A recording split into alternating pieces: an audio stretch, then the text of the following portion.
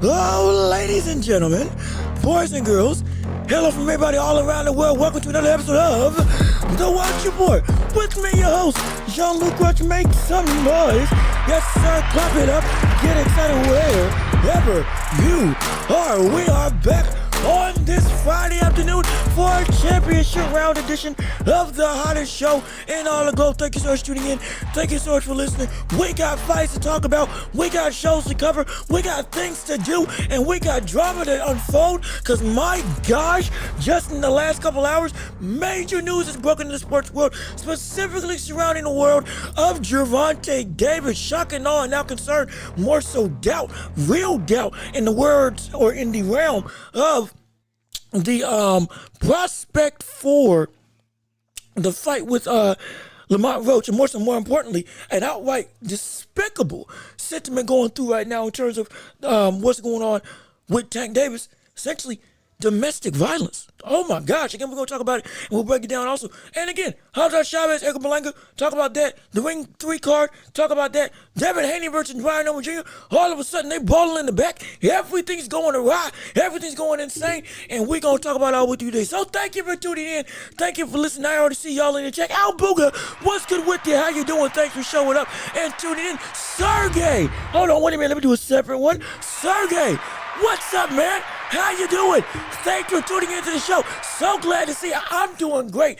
I'm doing phenomenal. I'm excited because it's Friday. We got a lot to cover. We're going to enjoy it. We are on the road to monetization. I think this is going to be the last show. I think we're going to do it. I'm not going to lie. I think we're going to make it happen today. If we get it right, I think we're going to make it happen today. With this show, we're going to be at least with the super chats and all that stuff, I think after today, it's going to be done. And it's going to be finito. We ain't going to worry about that no more. And we're going to be making some money. Absolutely. So I'm excited for it. I'm happy to be with you all today. Again, before we even get started, please leave a like on the stream if you are here. Go ahead and get the likes up on the show. Subscribe to the channel if you haven't already. Hit the notification bell and come join the Empire. Come join the army. Come join this monolith that we're building up together. And so you can know whenever we post right here on YouTube. Also, if you would, share the show with everybody that you know so we can keep on building up this empire together. Yes, sir, we can't do this without you and your support, so it would mean the world to me if you would, hey, tell a friend, tell a mom, tell a dad, don't care who you tell everybody this is the hottest place to be on the hottest show in all of the globe. And put your chats in the comment section and we can bring it up for the world to see and you all can drive the conversation. Again, Al Booger, Sergey, y'all put it in there already. I see you. Only issue was it took a minute for the chat bot to get to boot up and start the stream. But now it's working now. All right, so we're good now. It's fully warmed up and ready. So whatever y'all put in from this point on, oh yeah, I can put it up and we can make it happen. Absolutely. Have the conversation go any which way, because don't forget, it's Friday. You know what that means on Friday. Oh, it's the championship rounds for the entirety of this show. Yes, sir. Yes, ma'am. It is your time to shine. All of you, for the entirety of this show, drive the conversation for this segment. Y'all make this show your own for all, 1 hour, 2 hour, I don't care how long, how many hours we go through. how long this show takes place. You all are the ones that control the entirety of the narrative. Now, sure, we have agendas, we got plans, we got notes, and all that stuff to keep the stuff going. But again, with all that being said, you all dictate the pace, dictate the course, dictate the path that this show is going to take, and y'all essentially y'all control the fight. And we can make it happen, absolutely. So I'm happy to be here, happy to see you all. And again, we got stuff to talk about. Also, now that we got the chat fully warmed up, again, RJ Jenkins, hey man, how you doing? Good to see you. What up with you? Thanks for tuning into the show. And I'm telling you, we're excited. It is hot. In fact, actually, hold on. Let me open up my window real quick because it's too sunny. It's too sunny not to let this light in. Hold on a second. Give me a minute. Oh, yeah. That's what I was looking. Yeah, buddy. Yes, sir. Get a little bit of extra light. Yeah, that natural lighting to help my skin glow and shine. Using the sun as essentially an extra fixture. But I'm telling you, we're excited. We're getting rolling. But without further ado, hold on. Let me make sure I got my stuff plugged in correctly. Can I be heard now? Okay, there we go. Y'all can be heard now. All right. So since all that being said, hey, it's time to work, it's time to fight, it's time to make sure you're on. So without further ado, we got boxing to talk about, we got sports to cover. And since we're talking about boxing first and foremost, well, it's time to step into the ring. Yes, sir. Might as well. Let's get it started. Again, you all control the show. So let's see what you all got to say. Let's start talking fights, shall we? RJ Jenkins, good female card tonight. Good is an understatement. Let me hold on, brother. Wait a minute. Pump the brakes. Time out now. We got some problems here. Time out now. It ain't good. It ain't great. It ain't even phenomenal. This card that we have tonight with women's boxing is going to be most likely the greatest female women's card we've ever seen, and probably in the history of the sport. I'm so serious. I'm so serious. This is probably going to be the greatest card from name, talent, top to bottom that we've seen potentially ever. I'm talking about Alyssa Baumgardner. I'm talking about, again, Amanda Serrano versus Katie Taylor. The trilogy of one of the, I don't care, man or woman. This trilogy has been incredible all three times they fought against each other, with this one being the third time, most likely still going to match, if not exceed, what the excitement level was for the first two fights. Savannah Marshall's also fighting on that card as well. We got championships on the line. We got greatness on display. Everything is great. And again, we might not talk about women's boxing as much, but women's boxing has really came up into its own. And again, I hate to say it. I really do hate to say it. But we got to give the props where props is due. In part because of what we've seen with the push Jake Paul has done off the backs of his bum crusade of being a real quote-unquote fighter. So hey, at least on that front, we've seen people get shine more than ever. We've seen women get paid more than ever. We've seen the sport in women's boxing really get some rub, some shine, some real spotlight. And every time they get it, they show up. They show out.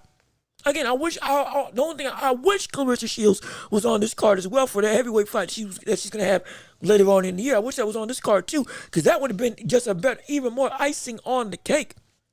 But, I mean, without that fight, without her on the card, it's still great. It's still phenomenal. And more specifically, we need to start talking about that fight, Amanda Serrano versus Katie Taylor, real quick, because I don't think we need to start. I'm not going to lie. That's a fight. If we were going to make a prediction for one, this would be one of the toughest ones to make.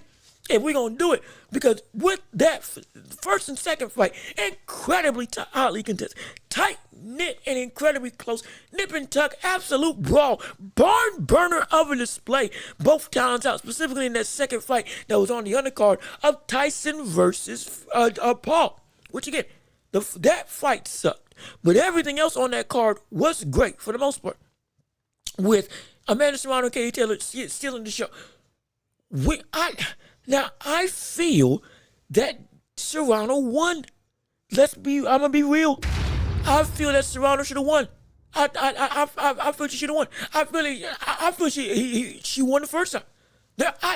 Now, the first fight, hey, it's incredibly close, hotly contested.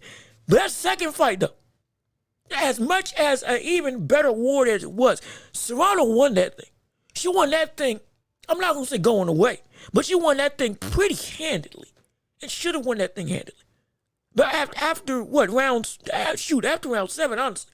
On top of Katie Taylor not getting any warnings or point deductions for headbutts that she was doing, in the first and second fight. That's a part of her game plan, if I'm being completely honest, as a fighter.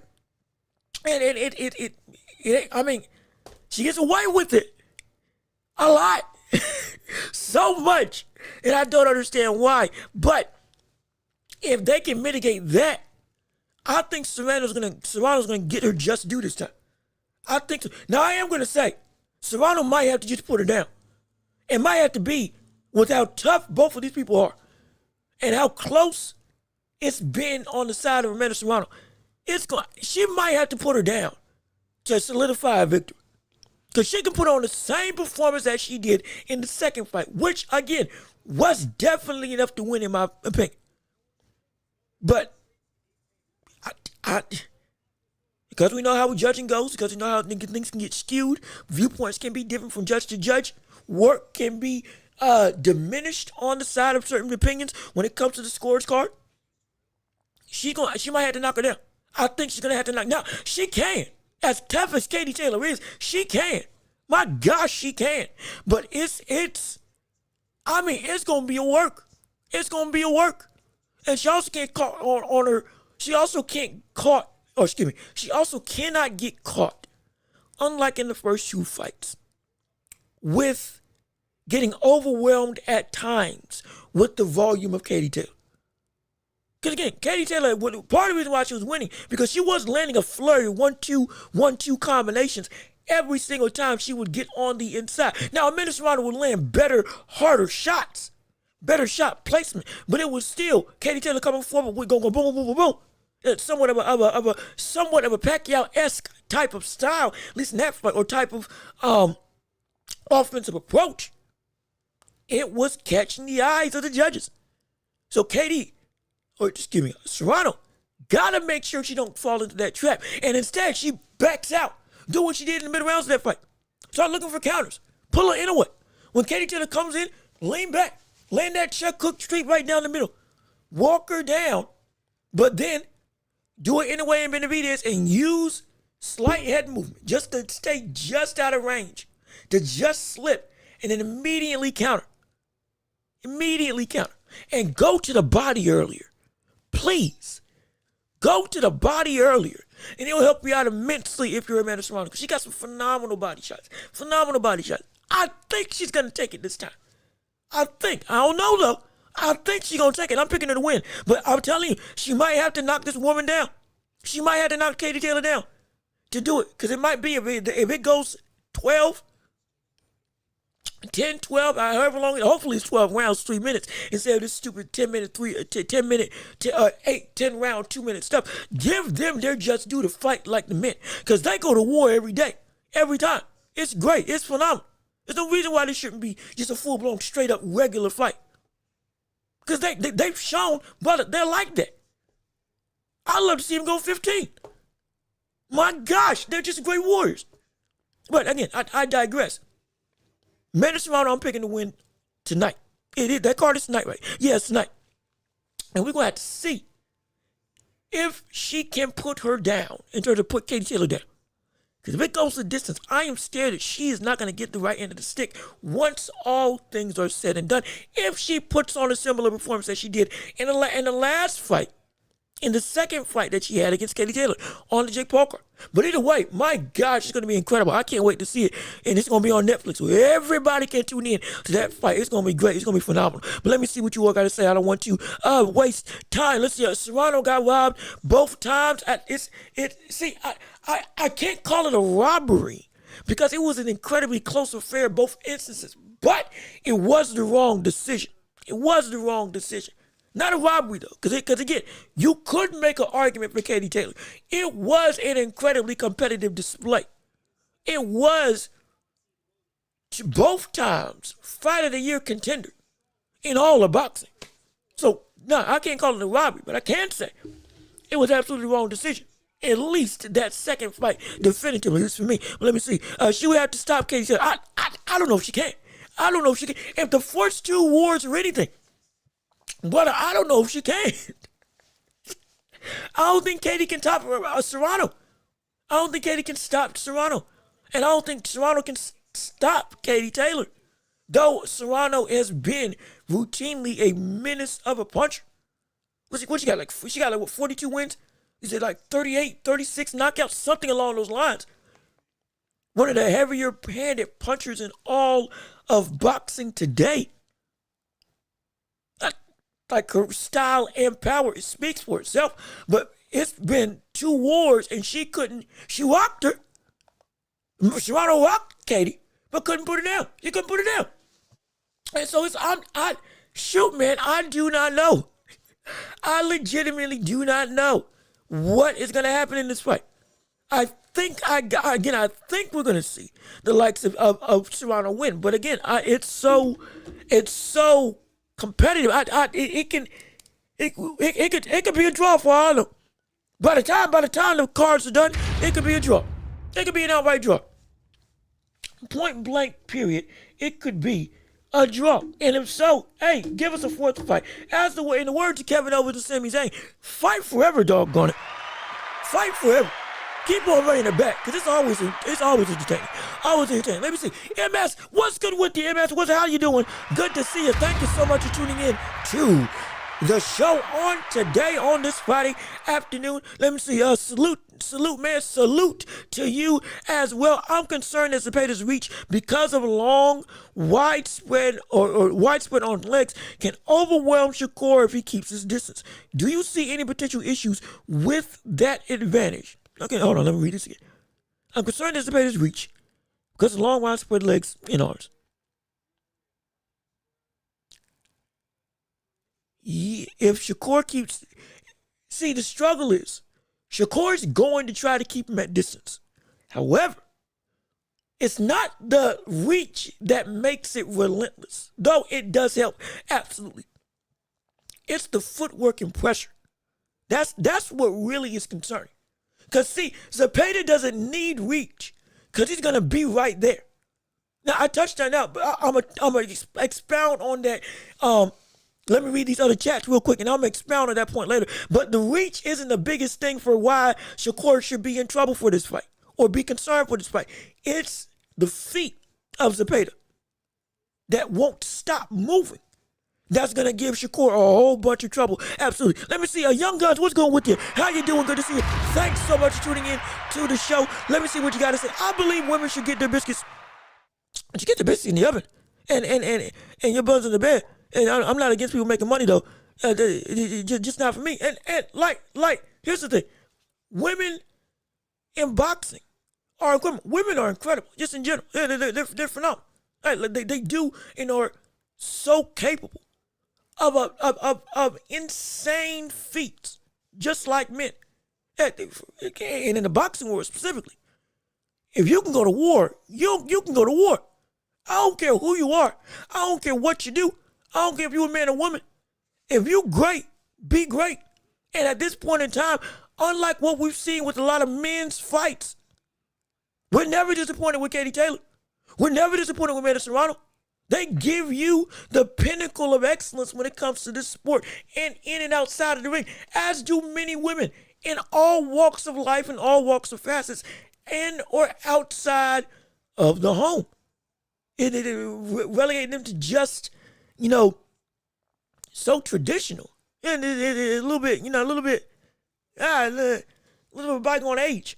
Because now you're capping you're capping the capability, at least in my opinion. And it's like I can't rock with that.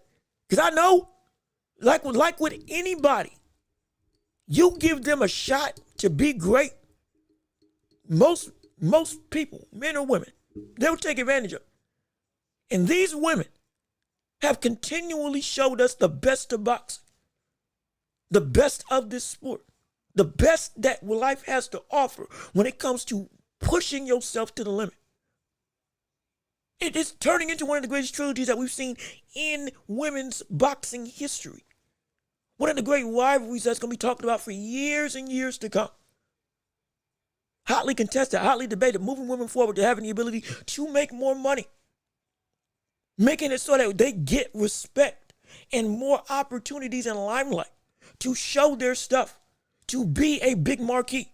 Getting headlines on Netflix, an all-women's card on Netflix that people will be tuning into just because it's there. And once they see the action, they're going to stay there.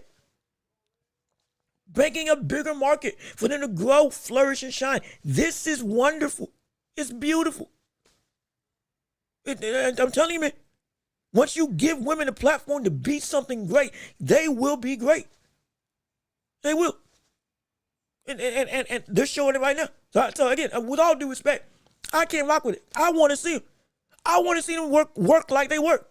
I want to see them rock like they rock. I want to see them put on the best of displays in all walks of life, fastest and otherwise. Because if you're good, you're good. Show me that you're great. I don't care when it is. I don't care what it is. And women can do that just like men. And I'm so excited that they're getting this opportunity. And we get a plethora of phenomenal fights and phenomenal examples of what it means to be a warrior. Oh, I can't wait for tonight. It's going to be great. It's going to be phenomenal. Let me keep on reading to see what you all got to say. I thought Katie won the second fight. I did too, absolutely. It's not a robbery. It was still a competitive display. But I think that she did win that second fight. And I'm telling you, she is going to have to put boot to butt if she wants to stop or get a win over Katie Taylor. I don't think she's going to be able to stop. I really don't. But in all seriousness, if she can put her down, oh my gosh, that'll help so much. That'll help so much because it's tough. I'm telling you, that woman is tough. Well, I tell you what. Let me see. Zepeda only took. Yeah. I mean, I need to get back to your comment before I continue. Let me see. Zepeda only took this fight because he knows that Shakur been having hand trouble in his last fight. Zepeda thinks he can take advantage of it, and he can. I mean, if we're being honest, most fighters could have taken advantage of that. Most fighters could have. The blueprint to force Shakur to compromise his own health was there for anybody. And Zepeda doesn't duck smoke when it comes to fighting, and he don't care who you are. If he thinks he's better, if he thinks he's better, he thinks he's better. Like that don't make no difference. That don't make no mind. That don't make no mind whatsoever. The issue is more so. It's not just he doesn't just think he has the advantage over him. He knows it in his mind, in Zepeda's mind. And that's due to the fact that with Shakur versus Zepeda, going back to this comment right here, the MS said, his feet are the biggest thing that can make Shakur work. Now, what does that mean? I'm not saying that Zepeda's got better feet than Shakur Stevenson. No, I'm not saying that. I'm not stupid. I'm not stupid. I'm not saying Shakur's got better feet than Zepeda. I'm not saying Shakur is faster. Or I'm not saying, excuse me. I'm not, let me, hold on, time out. Before y'all clip me for misspeaking, because I said that completely backwards. I'm not stupid. I know that Shakur has better feet than Zepeda. I know Shakur is faster than Zepeda. But what Zepeda lacks in, sweet feet, the brothers got in at least balance and tenacity. The reach also does help. Because we touched on this, I think, yesterday. Oscar Valdez was trying to pressure Shakur all day long. But his reach was short and he kept throwing the wrong shot. He kept trying to land hooks on him instead of throwing it straight right. That was actually having some success later on in the fight. But he found it out too little too late. But the pressure that Oscar put on him, though he got pieced up, really made Shakur have to operate and use everything he got. Because Valdez wasn't stopping. Zepeda can do that same thing. The reach does help. He can throw a more wide array of punches and have better success at landing because, he can actually get to you from more distances and vantage points. But he's not going to need it because the feet and forcing Shakur to have to face him up is going to be his bread and butter. He is a like, here's the thing. Zepeda, it's so awkward, but it works. It's like he's tethered to his opponent. We've seen it with his 3 fights with Tevin Farmer. We've seen it with, again, the voluminous knockout ratio that he has, not due to outright one-punch power, but due to him being, again, just a steam engine when it comes to just throwing punches and overwhelming his people, overwhelming his opponent. This man continually will not let you rest, and he won't stop throwing, and he won't let you go. If anybody watched the fight, with the Brian Norman Sasaki card with us on this show, y'all remember the fight Kobata versus Tanaka? That was like the co-main event. When it was, I mean, they were just, no matter what Kobata did, Tanaka could not get away. Oh, excuse me. No matter what Kobata did to get away, Tanaka was right in front of him, would not let him go, would not let him rest. It was almost as if he was glued to him. And Kobata had to essentially fight off the ropes in close quarters to get some level of breathing room. That's what we can see, and we do see Zepeda do against everybody. And it ain't because it's just he's long. He don't punch from range. That's the thing. The dude, he doesn't punch from range. It can help, absolutely, because I can reach you from afar. No question about it. But that's not where he operates. The biggest issue with Shakur is, how are you going to get away from somebody who's got that much pressure and is better than most people that you faced off against in keeping you in his line of sight? That's the thing. He's better than most people that you've went against in cutting off the ring and making it so that you can't get away from him. You're forced to face up. You will never outwork me. Shakur hasn't faced somebody like that, at least to my knowledge, with these types of physical capabilities. Now, I'm not saying that Shakur is going to lose. I'm not saying that. But I am saying that these people in the ring, Shakur and Zepeda, it's not just a Goliath of a talent versus just some scrappy, tenacity-driven fighter. This is a fighter in Zepeda who will make you be pushed to your limit. It ain't going to be easy. It's not going to be easy. And with Zepeda in his feet, it ain't pretty. That's the thing. I hear that in the NBA all the time. It's not pretty. But my gosh, is it effective? That's going to be the biggest concern. Beyond just the reach and the long punches, the looping hooks that Zepeda throws. It's the volume and the ability of Zepeda to keep it close and operate not from here, where he's got to jab and really reach for these shots, but from here. You in close quarters with me. I'll cut you off that way. I'm cutting you off this way. I'm punching you and I'm grabbing you. I'm reaching to keep you in front of me. And then boom, shot to the body. Boom, boom, boom, boom, boom. Going through, head down, going forward. I don't care if I get hit. Still moving forward. Boom, I'm not going to jab. I'm hooking. I'm hooking to the body. I'm hooking to the body again. You clinch up, I'm fighting off. I'm hooking to the body again. Hook to the head, uppercut. Track you down, straight right, hook to the body. This is the type of stuff that Zepeda does. It's beautiful work. It is dirty work. That's the thing. Shakur's going to be in a dirty fight. It's going to be a dirty fight. It is going to be a dirty fight. Not from like illegal tactics and like elbows and whatnot. Not like that. But I'm talking like it's going to be a dirty fight. It ain't going to be pretty. Shakur ain't going to get out there. Shakur most likely is not going to get out of there unscathed, just due to the fact of the type of fighter that Zepeda is. He can't. I don't think he will. And Shakur's going to be pushed. He's used to 12 rounds. He ain't used to 12 rounds high work rate. It's going to be, I think we're going to find out something about Shakur. And I hope so. I really do hope so. I really do hope so, especially with the performance that we saw Floyd Schofield put on against Tevin Farmer. This is going to be interesting, brother.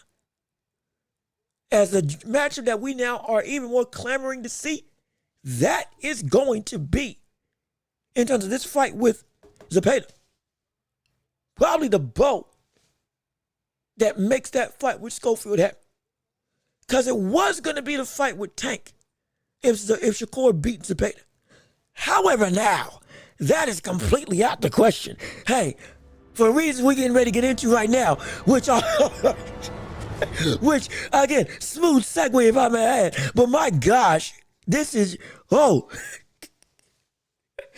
man, talk about some drama. Talk about some drama that we gonna get into that later on in the show. I promise you that. But let me keep on reading what y'all got to say. If Shakur hands hold up, he will stop to pay tonight. Now, see, I've been saying this. Now, I've been pointing that out. I've been saying that Shakur can't stop Zepeda. I have been saying that Shakur can stop Zepeda. If, again, he utilizes all of his weapons and his hands are healthy, he's a better puncher than Devin Haney. He's a sharper puncher than people realize. He's got some crack to him. Again, people look over knocking out Josh Padley because, he was a last-minute replacement for Schofield. He was ranked higher than Schofield, but nobody thought he was actually better than him. But even with that being said, he stopped the brother with the broken hand to the body. That is not difficult. Or excuse me, that is difficult. That is not easy. That is for the puncher that we thought Shakur was, that's impressive. We know what he's done to Jamal Herring, Yoshino, Oscar Valdez, and a litany of other phenomenal, tough, rugged, aggressive fighters. Some he's stopped, some he's beaten, but all of them he's bloodied up. He's got pop. He does have pop. He just can't use it.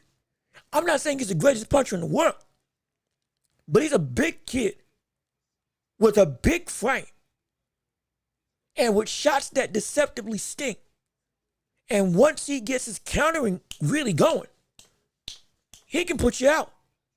He can put you out. He really can. And with the constant pinpoint precision, with good power. Because again, at Shakur's best, he's got good power. It's not great power, but it's good power. And good power with great countering leads to you're in trouble. It does. It really does. But let me keep on reading. Johnny Dubé, wait a minute, hold on. How you doing? Good to see you. Thank you for the show. My bad. I don't know why I blanked out for a second, man. How you doing? Glad to see you coming back. Glad to see you coming through. Let me see. Tank again hitting females. This is a normal occurrence for him. Hey, man, look. Oh, Lord. Hey, I was going to lead into it. We got to talk about it, and it is. Hey, oh, no. Oh, Lord. We got some problems here. Jim Ross, you ain't never lied. We got some major drama not even drama, just outright disappointing. Just heartbreaking news in the world of Tank Davis and his career as a whole. But he got arrested for domestic violence again. This is the second or third time now? I mean, oh my gosh. Why? Yeah. Tank. Number one, before we even get into anything, domestic violence is despicable.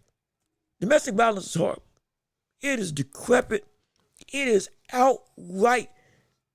It's worse than sleazy. It is lowest of low. It's inexcusable. It's inexcusable. We're not talking about self-defense. We're talking about you going and slapping, punching, slamming, whatever the case may be, upside the head of your significant other. That is, in every way, shape, or form, horrible by the highest of means. And we speak against that in every which way. Let's be clear. We ain't gonna have. I don't know about nobody else. And I see some strange stuff on Twitter, on social media. We ain't having that. We ain't standing for that here. I can tell you that right now. We ain't standing for that here. That's hard. That's absolutely hard. And the fact that, again, this is the second time, or third, however many times it is, beyond just the fights, or forget the fights that potentially now are done away with. Well, just with Shakur specifically, brother, or excuse me, just with Tank specifically, brother, you were just saying, not even a year ago, before Lamont Roach, you wanted to get yourself right. You wanted to be in a better headspace. You wanted to get some therapy. You wanted to be sure you could retire, take care of yourself, your family, but you didn't want to lose that fire. And now it's consumed. Now that very thing that you said you wanted to wait to handle because you didn't want to lose yourself in sport, now it's gotten it got the better of you. And you didn't learn. You didn't learn. You didn't learn from the first time. From the first instance that this took place. You didn't learn. You didn't learn from the second time this took place. However many times it's been. How? Your own life, your livelihood, your career, your reputation, your money, your name, your family, both in and out of the house, all are affected by this because of decisions that you make. And you have been saying you are the face of boxing for who knows how long. And now this is the face of boxing. As you can see right now, he got arrested early this morning. Accused of hitting his girlfriend in the back of the head and slapping her. There are more details to come as we are waiting on a full-blown police report. But, this is now your face of boxing. This is who people tout as this is the man who represents the sport. Now again, I'm not trying to speak against them. I'm not trying to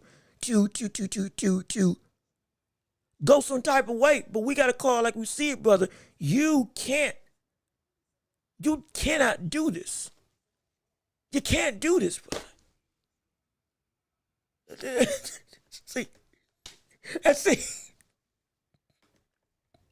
See, look. Where's this at? Where's the doggone thing at? MS, brother, this is not.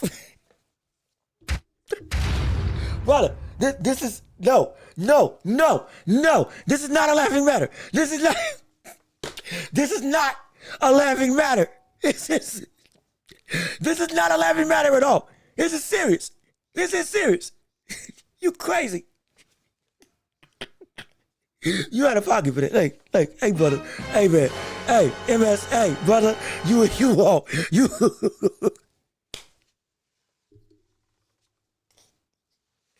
off it. It's not funny. It's not funny. I know I'm smiling. It's not funny. It's serious. Legitimately, he was. Legitimately. Like, you wrong for saying this, but you ain't wrong for saying it. Because that's what he was doing. And there's, again, we're waiting on more information. I understand. But he's already been tagged for this before. And now, I think somebody said in the beer, how you going to cheat? How you going to hit your lady in the first place if you love her? Again, as a boxer, there's no play. Again, if it's not self-defense, where it's I need to get her off of me. That's a whole different conversation. But from what I'm reading, this ain't that. And again, this is a repeated offense. And it's somebody said it up here. Who was it? Was it Durag? Let me see if I can find it. Can I find it? Can I find it? You had said actually, you've been chatting a lot. Let me go through your chats real quick so I can make sure I keep up with everybody. Let's see. Floyd got in trouble with a lot of domestic violence. I wonder that's what Tank is learning from. And again, I can't say. Yes, he hung around Floyd a lot. Absolutely. Yes, at least in a boxing sense, he took some stuff from him. Personal life, business-wise, he definitely took attributes from him. Personal life, can't speak on. Not going to speak on because I don't know. But there's a line I can draw. Well, what I do, what I can and can't address. Personal life, I can't address. But what I can say is that where I can at least ask, with as tight as he's been with Calvin Ford, and seemingly the almost father-son-like relationship that they've had together, would look to be an environment of, okay, hey, we are the ones helping to make Tank be not just the best fighter, but the best human. Now, I'm not trying to put blame on anybody, but I am saying, where was the support system to help mitigate this type of behavior in terms of beyond just the ring? Again, I'm not blaming Calvin Ford. He seems like he's done what he could do. He seems like a genuinely, from the outside, actual stand-up guy.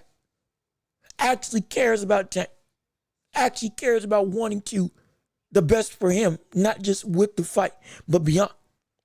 But everybody else, what did something go awry? Was it the company that you keep that helped enable this type of mindset, sentiment, or behavior? Is it just a personal thing where it's just him? It's a him problem. And like with any fight, the biggest battle is the battle of the mind. You have to come to grips with yourself to be able to keep yourself in check even when nobody else is around. What moral standards, values, and stuff do you hold? Because people can tell you everything under the sun, good and bad. But it's up to you to ingest what you ingest. It's up to you to eat what you eat. Though you can be served a bunch of things on a platter. Again, I'm not trying to place blame, but I am asking questions because this seems like, especially after the first instance, this was something that they did not want to see happen again. So I just don't get it. And let me see, diehard Tank fans keep saying it's a cash grab. We have footage of him assaulting a female at a basketball game, had the hit and run on a pregnant lady. Like you're right. I am routinely saying, there is more information coming. And when we can find it, if we get it on the show, an official police report, whatever the case may be, we will address it. Absolutely. Again, further information to be disseminated later on. And we're going to do our best to keep up with it as the show goes forth. But right now, you got to,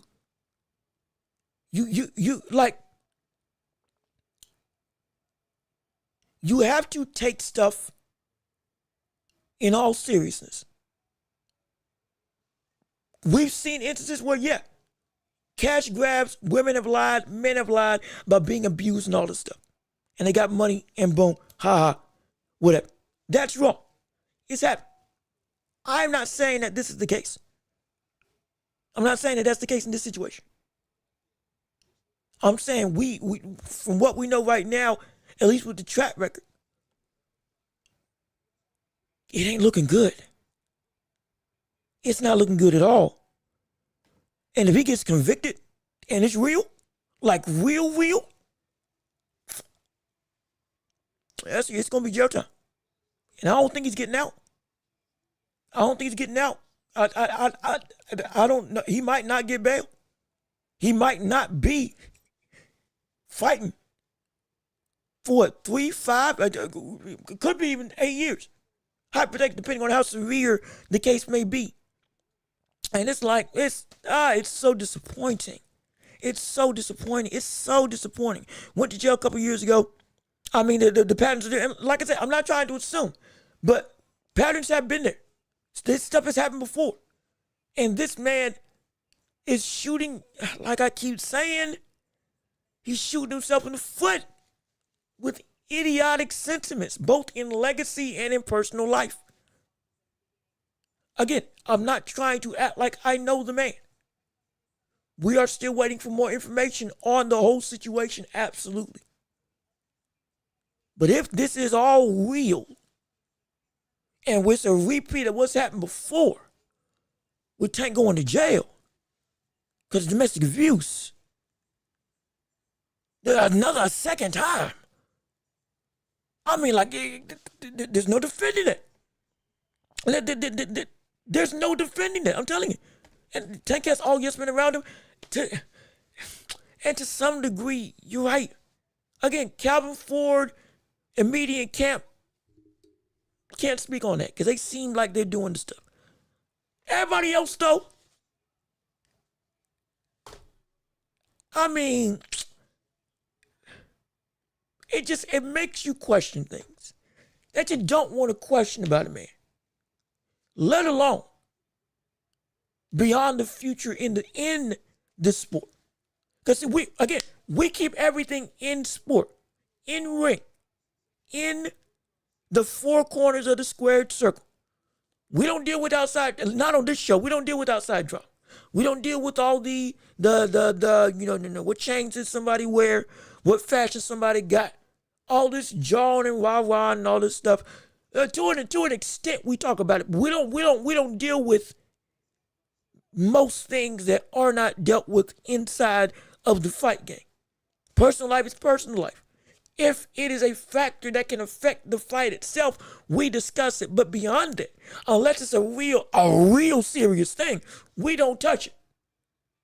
That's what we do. That's my boundary, at least for how we do this show. Because that's the type of, we want an environment of discourse, debate, having fun, laughing, drama, but like substantive drama, where we're trying to use stuff to help better our knowledge or insight into a fight, into an event, into a prediction.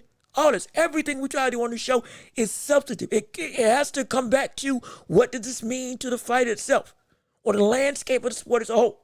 That's what we try to do. And hopefully I'm doing a good job of it. And hopefully y'all don't like it.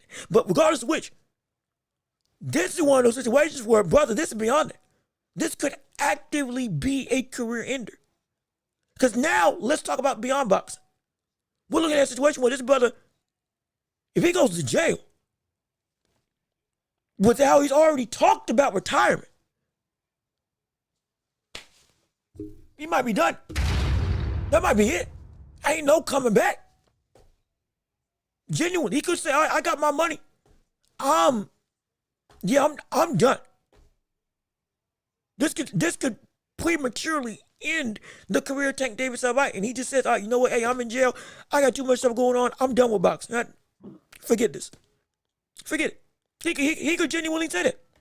And that's why I say respectfully, it's important to have a father in your life, raising it. And it's like, again, two-parent household, always great. You can raise a child by yourself, though it will be difficult, and still make an incredible, upstanding human being, a phenomenal person. We've seen mothers do it countless times before. We've seen fathers do it countless times before. At some point in time, you can't blame everything on the raising of an environment at some point when it comes to personal mistakes and actions. I'm not saying all, because there are other situations. Absolutely. We understand nuance. We get context. We get environments and effects on people are different. No question. I'm not trying to dispute that in slightest. But in some situations, like with this one, when you've already got tagged for something before and can do it again, at this point now, even if other things were a factor in what led up to this type of personality, you still control what you control about what you do. Again, if you have your faculties in check, understand, we have, again, disabilities in other instances, we understand. But you control, ultimately, am I going to do this or not? And this situation, he didn't. If, again, everything finds to be true, that, yeah, this is real. It's bad, man. It's really bad. It's really bad. It's terrible. It's horrible. And Tank really got to get himself together. I wonder if he would take the rematch. But there might not be a rematch. That's it. Let's be real. There might not be a rematch. Now, unless they do a thing where, unless they do a thing like what happened with the drama that took place with Julio Cesar Chavez Jr., where apparently they knew this brother, again, ice, despicable, absolutely. But apparently they already were going to get Chavez in the first place and try to, and aim to capture him in the portal. But they let the fight go on first. And then afterwards, okay, yeah, you made money for us. Now, time to go. Again, hate them, despise them. But regardless of which, that's what happened. Unless that takes place, or unless the case gets dropped, I don't think that rematch should happen. I think, again, I think if this goes and he's convicted and he goes to jail, I don't know if he's coming back. I truly don't think I think he might be done. Genuine, especially if the sentencing's for a couple years in the sport, because now we can start talking about in sport, with boxing as a whole. With all the drama that Tank's already had and saying he doesn't like boxing, doesn't like the environment, doesn't like all that stuff, and he's saying he was already ready to go. He's going to fight Jake Paul, and after that, yeah, who knows? Said he had 2 fights left, struggled with Lamont Welch. All of a sudden said, okay, I got some more in the tank. Now, do you really got more in the tank, Tank? Do you really? With all this going on. And he may just say, all right, yeah, I'm going to spend my time and I'm going to walk away. Because let's not forget, pride is one of the biggest things that makes him not want to lose. And also not want to challenge himself. And also, he can't take criticism. We've seen it. I'm not saying this as just me trying to hate. I am saying we have seen him go off on reporters, pundits, experts, other boxers that try to discredit and or not even discredit, just critique him as a fighter. He can't take that. Him personally, he can't take it.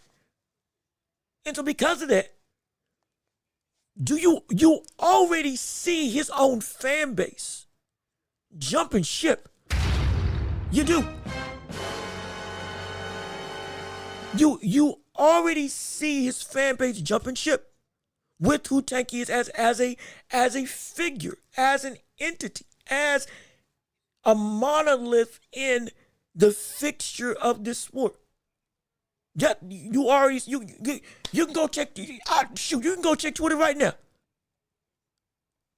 He's what? He's what, number 6? What? No. Excuse me. He was at like number 3. He's number 22 right now. With the whole with the.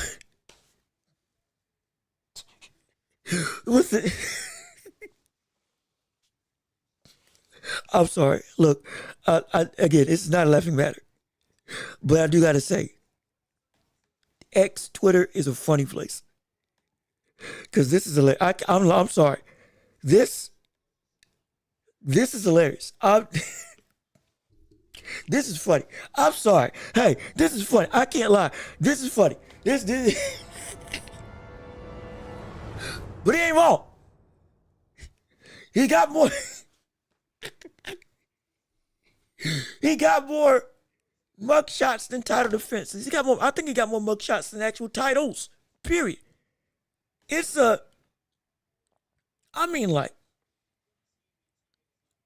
we're looking at a man who has been up and down in his career, was and up until today had everything at his feet. And because of his own personal issues, because of his own actions, again, his own actions, he went and potentially threw it all away.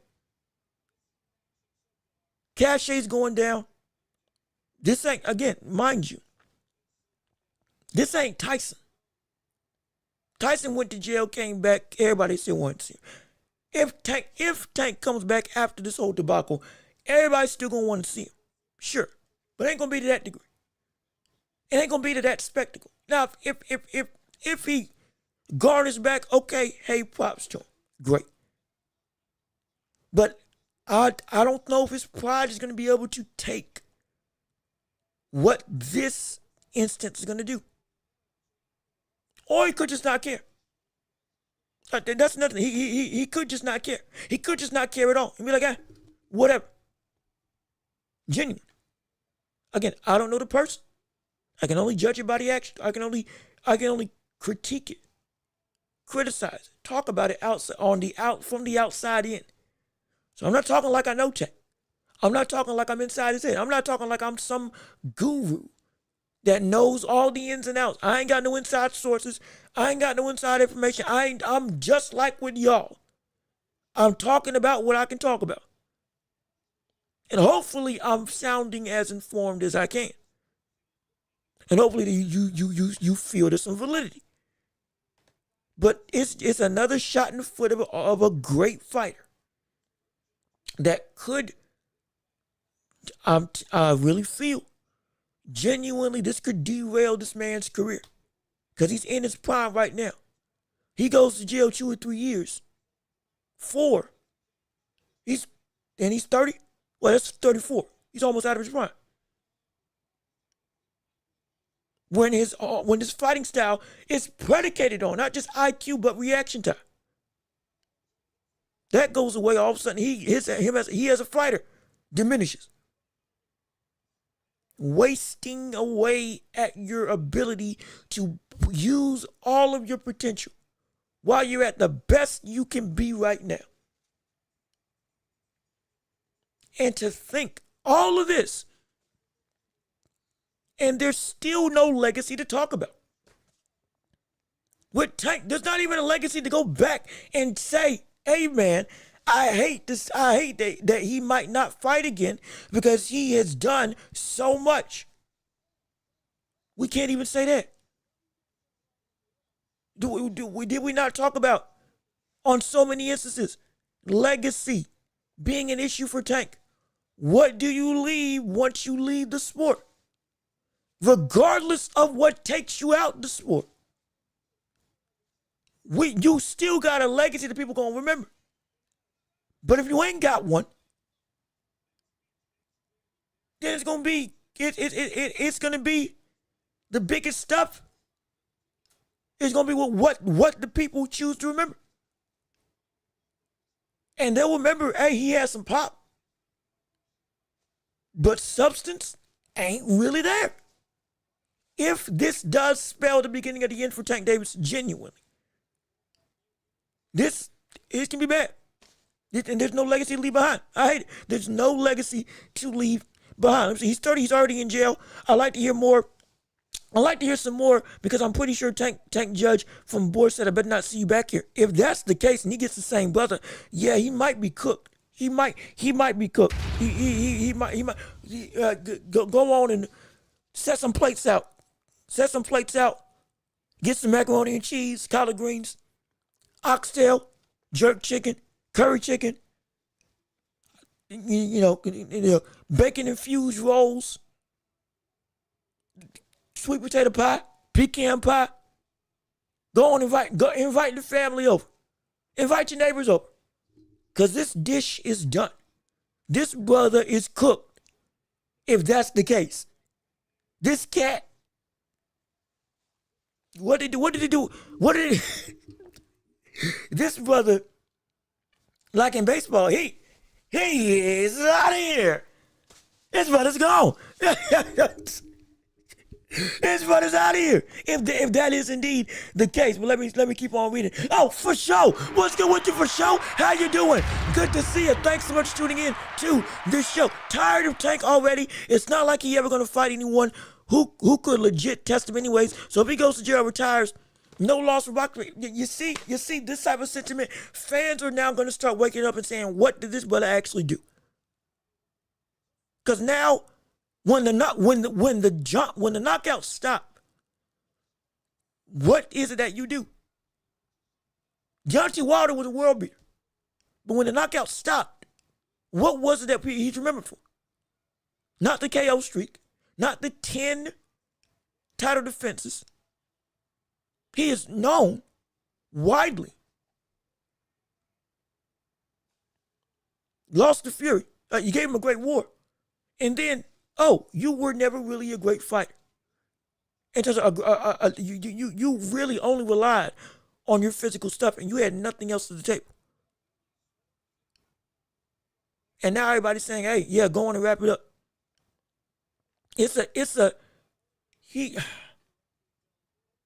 Like I said, we're not trying to just gloss over how serious this thing is. We're not trying just to gloss over, hey, this is still domestic violence. It's still horrible. I'm not trying to gloss over that. But looking further into what this means, this brother's career is going to take not just a massive hit. It could stop right now with nothing to show for it. And it ended on an absolute diabolical note that you did to yourself.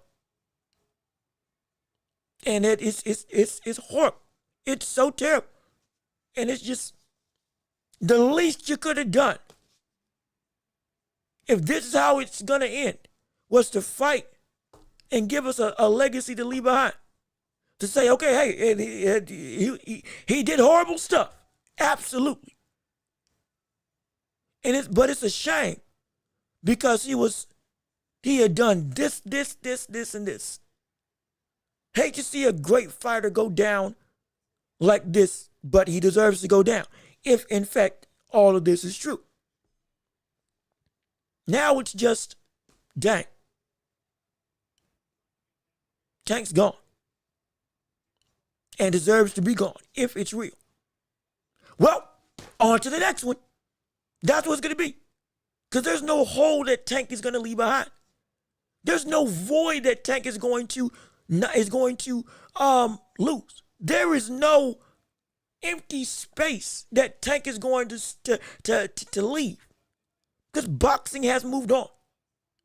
Yes, Tank in the sport is always going to make the sport exciting. Sure. But without Tank, you've already seen what we've done. In the span that Tank has gone away, we've had undisputed title changes, undisputed champions, new pound-for-pound fighters, Benavidez becoming a dog at 175, Crawford fighting Canelo, in a way, again, fighting and dominating everybody, Ben Rodriguez coming up, or dominating, Junto Nakatani coming into his own. You had Ryan Garcia lose. You had Devin Haney lose. You had Brian Owen Jr. coming up as a monster. You got Boots moving up. Virgil Ortiz is talk about fighting people. Everything under the sun is shifting and moving. We got stars in the heavyweight division now coming up. Moses Atuma. We got Usyk. We got Dubois. We got Tyson Fury coming back. The sport is not bereft of talent. Or excuse me, it's not drained of talent. It's way up there, way up there. And without Tank, guess what? You ain't missing much. Because now you got Lamont. And people saying Lamont beat Tank. Okay. Well, let's see what he can do against Shakur now. Let's see what he can do against Floyd Schofield. Abdullah Mason at 135. Keyshawn Davis, those are drama that's ensuing with him. Let's see what can happen there. At 140, Teofimo Lopez. Still want to see him test himself. There's still a lot of stuff to do without Tank in the picture. Because Tank hasn't left anything behind. Everybody's saying, notice, everybody's saying, if all of this is true about Tank Davis and this domestic abuse stuff, everybody is saying, good riddance. We're turning on you. And now we move. That's what it's doing. But the outside of, oh my gosh, it's one of the biggest names in the sport, which again is true. Let a month or two go away without Tank in the picture. And I promise you, you won't know the difference. I guarantee you will not see the difference. Sure, at 135, in the most immediate sense, oh, Tank's gone. Okay, the division looks wide open, but it's also not as star-studded field or that anchor, per se, that everybody had at 135 pounds isn't there anymore. That's going to be felt, absolutely. But give it some time. That'll go away in a heartbeat. Because you'll see Shakur fighting You'll see Floyd fighting. Floyd Schofield fighting. You'll see Abdullah Mason fighting. You might see Keyshawn Davis try to move back down to 135 and actually make an attempt once again. You'll see Lamont Welch, who is now an actual legitimate figure, come into the division and look to fight against those other people, especially after he's been training for Tank, and now this fight is going to be up in smoke almost assuredly. If all this is true. Give it a couple months. You'll feel the weight of Tank not being there first. And then one day it'll just... Oh, what happened? Oh. Shakur versus Floyd Schofield for the title. Oh, wow. Abdullah Mason defending his title against Lamont Roach. Oh, my gosh. Shakur and Floyd, they fight to a draw. I can't wait to see them again. Mason beats Lamont Roach. My gosh, what's Lamont going to do next? Now we want to see Abdullah. You ready for Shakur? Let's see what you got. So many moving pieces are going to come about in this division. There's going to be just, oh, I forgot Tank ain't here no more. Wow. Can you believe it? Crazy to think that the division would still exist now that Tank is gone. That's how some people feel. But they're going to see that, wait a minute, Tank really didn't do anything. Tank didn't have a legacy. Tank didn't fight nobody. Tank didn't really try. He just coasted by.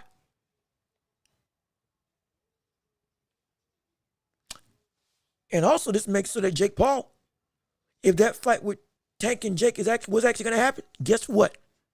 The only road you can do now, it ain't going to be Canelo. All those other names that you called out, you going to keep your word to them? Because Tank, that's gone. You called out Zerto. You called out Anthony Joshua. You called out the heavyweight division and the cruiserweight division. What you gonna do? Do you still want to be ranked? Do you still want to be a champion now that Tank and the one of the two means that you wanted to be in the ring with to cap off your career is now gone and taking Canelo? Tank's gone. You're never going to be able to fight Canelo because Canelo's not going to take that fight with you. He views you as beneath him. He wouldn't even dream of it. He used you as a bargaining chip to get more money from Turkey Al Sheikh, but he wasn't actually going to fight you. So now, the only thing left for you, Jake Paul,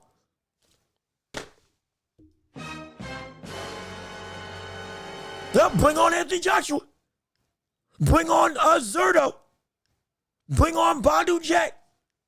If you really want to be about that life, bring on Vidal Ridley. Bring on anybody at 199 and up. Because now, since you talked about being ranked, you can't go no lower. Nobody. Yeah. You gonna continue? You really want to fight now? He doesn't want to fight people that can actually work. He was gonna fight Tank because he was so small. Though he wasn't better than him in any way, shape, or form. But now, you're going to have to fight big boys. Big men. People that are of his own weight class. And you called out Asia, you better hope he don't respond. Especially now that your options are skew and few. You better hope Zerto really don't take you up on that offer. You better hope you ain't ranked. Because now there's not going to be no, oh, I can take a bigger fight with one of the biggest stars in the sport. There's none of that. Not no more. Not no more. Oh, it's looking like Turkey's going to put you to work. Remember what we said yesterday? You remember what we said yesterday? Turkey, if Turkey going to work with Jake Paul, he going to make Jake Paul, if he going to work with Jake Paul, then he should make it so that he does what he's done with all of the boxers and make Jake Paul have to work to get the money by fighting folks that are actually about that life. Like he's done with all these matches that he's done with his promotion with Riyadh season. Now, yeah, Tank's off the table for negotiation table. So if you want to work with me, you fight a contender, then you fight against Zerto. Or you fight against AJ right now. 3 months. You got to get ready. Let's see what you got. That's what I say. Yeah, go and make it happen. Go and make it happen. Let's see how long that picture stays up with Turkey and Jake Paul before that connection gets severed. Because now ain't no way he fighting Tank now. I found you there. Let me see. Moo Man, what's good with you? How you doing? Thanks so much for tuning into the show. Appreciate you joining in. And also, actually, before I even go into that, let me read the chats. We have a lot of people chatting right now. And I don't want to miss nobody. Tank doing what he couldn't. Tank doing what he couldn't do to Roach. Yeah, man, it's a shame. It's a real shame, man. I hate it that this is happening. I hate that this man went down this path without even, especially without a legacy to leave behind as to, oh, you were such a great fighter. Because he didn't accomplish anything. It's just the same. Mule, what's good with you? How you doing? Thanks for tuning into the show. Will you be touching on the Roy Jones flip? Oh, I forgot about that. Oh, thank you for reminding me. Okay, let me read these chats, and I'm going to get right back to this. Thank you, Mule, for reminding me about that drama. I do need to address that, absolutely. I remember you told me you were a big Roy guy. Yeah, I am. We're gonna touch on it. Let me read the chats, and we're going to touch on that, because that's huge. I do need to discuss that, absolutely. Warlock Boxing, what's good with you? Salute to you, man. How you doing? Thanks for tuning into the show. So glad that you are here today. Jay Riggs, let me see if I ever say what's up to Jay Riggs already. Jay Riggs, how you doing? Hey, thanks for coming through. Glad to see that you're here. Let me see what you got. Some would say that Tank got in trouble on purpose so he didn't have to face Roach and risk losing again. I bet Haney tried to get out of their fight too somehow. Well, one, I hope if that's how you choose to get out of a fight, brother, you should be put under the jail. If you choose to go that route and getting out of a fight when you're in the fight business, 50 years, 50, 60, 80, life and a half. Life and a half, and you get your braids plucked out. There ain't no way. Life and a half, and you never get a straight hairline again. That's what it should be. If you choose that route, that is, oh God, I hope and pray that ain't what he did. I hope and pray that ain't the reason why he hit his wife. Oh my goodness. That's one of the most that is one that is one of the most cartoonishly evil things I have ever heard. So if that's true, for somebody to try to get out of fighting somebody, let me knock out my wife and go to jail so I can keep my perfect record intact. Do you know how cartoonishly evil that is? That's so bad. That doesn't even sound like it's in the realm of question. The fact that you brought it up, brother. Oh, that's funny. That's crazy. That's wild. I hope and pray that don't happen. And I hope the Haneys don't back out of this fight. I don't think they will, because we got some drama with them also when terms of the whole debacle with getting the scuffle in the hallway in lieu of yesterday's press conference, I believe. So again, we're gonna address that as well. Cause I don't think they ducking, and especially now. I don't think they ducking now, and thank goodness for that. Let me see. For sure, his highest profile opponents he's known for fighting are the outside of the ring. Yeah, the legal system, the Justice Department, judges, lawyers, and deputies. That's a monster of an opponent. That's bigger than Pedraza. That's bigger than Pedraza. That's bigger than Leo Santa Cruz. That's bigger than Mario Barrios. See, I tell you what, we wanted. This is so bad, but we wanted Tank to actually fight something on his level. We want Tank to let me see you tested against somebody. Well, here's the test right now. Let's see if you can beat this. Let's see if you can beat this. Because you already lost once. Twice, actually. Which is ridiculous. Let's see if third time's the charm. Greatest trilogy in boxing right now. Tank versus the justice system. My gosh. Who would have thought that would be a main event we will be witnessing today? But it's again, this we joke. We do joke, but this is not a laughing matter. This is we using humor. We're using humor to max the pain. Because my gosh, this pain is horrible. This pain is terrible right now. Because, I mean, we can't. Oh, speaking of which, I almost forgot. Speaking of pain, we got pain coming up next because while I'm getting the Roy Jones Jr. clip up to talk about that drama, let me go on and get the wingman, the VS season press conference. Yeah. We got the ring 4. In fact, shoot. Let me touch on the Roy Jones thing real quick, and then let me get on the fight with doggone Benavidez and Yard and that whole card. Because Haney and Norman, I think they're gonna be there. Talking. It is a press conference. Going off of the backs of what we saw yesterday. So my gosh, it's gonna be great. So real quickly, let me go and talk about the fight with them right here, right now. Where's the clip? Hold on, let me get the clip. Stay right here. Let me get the clip. Also, while I'm getting the clip, if you are here, please leave a like on the stream. Please do. Go ahead. Comment your thoughts and opinions on everything that we discuss right here on the show. Keep on putting your chats in and to make it so that we can see what you got to say to the world, as well as subscribe to the channel if you haven't already, and hit the notification bell so you know when we post on this channel every single week. And please share the show with everybody that you can, so we can keep on building up this empire together and make this show bigger and better for you all. And I almost forgot at the start of the show, Cash App, PayPal, links in the description as well. If you like what you're hearing and you want to support and help out keeping the lights on and helping us invest back into the show, better equipment, better microphones, whatever the case we need to make this thing better, bigger and better for you all. Hey, feel free to give anything we do. This is my job right now. I'm doing this for a living, so gotta make some money somehow. Gotta make some cheddar, that good of that cheese. And so if you want to support, it would mean the world to me.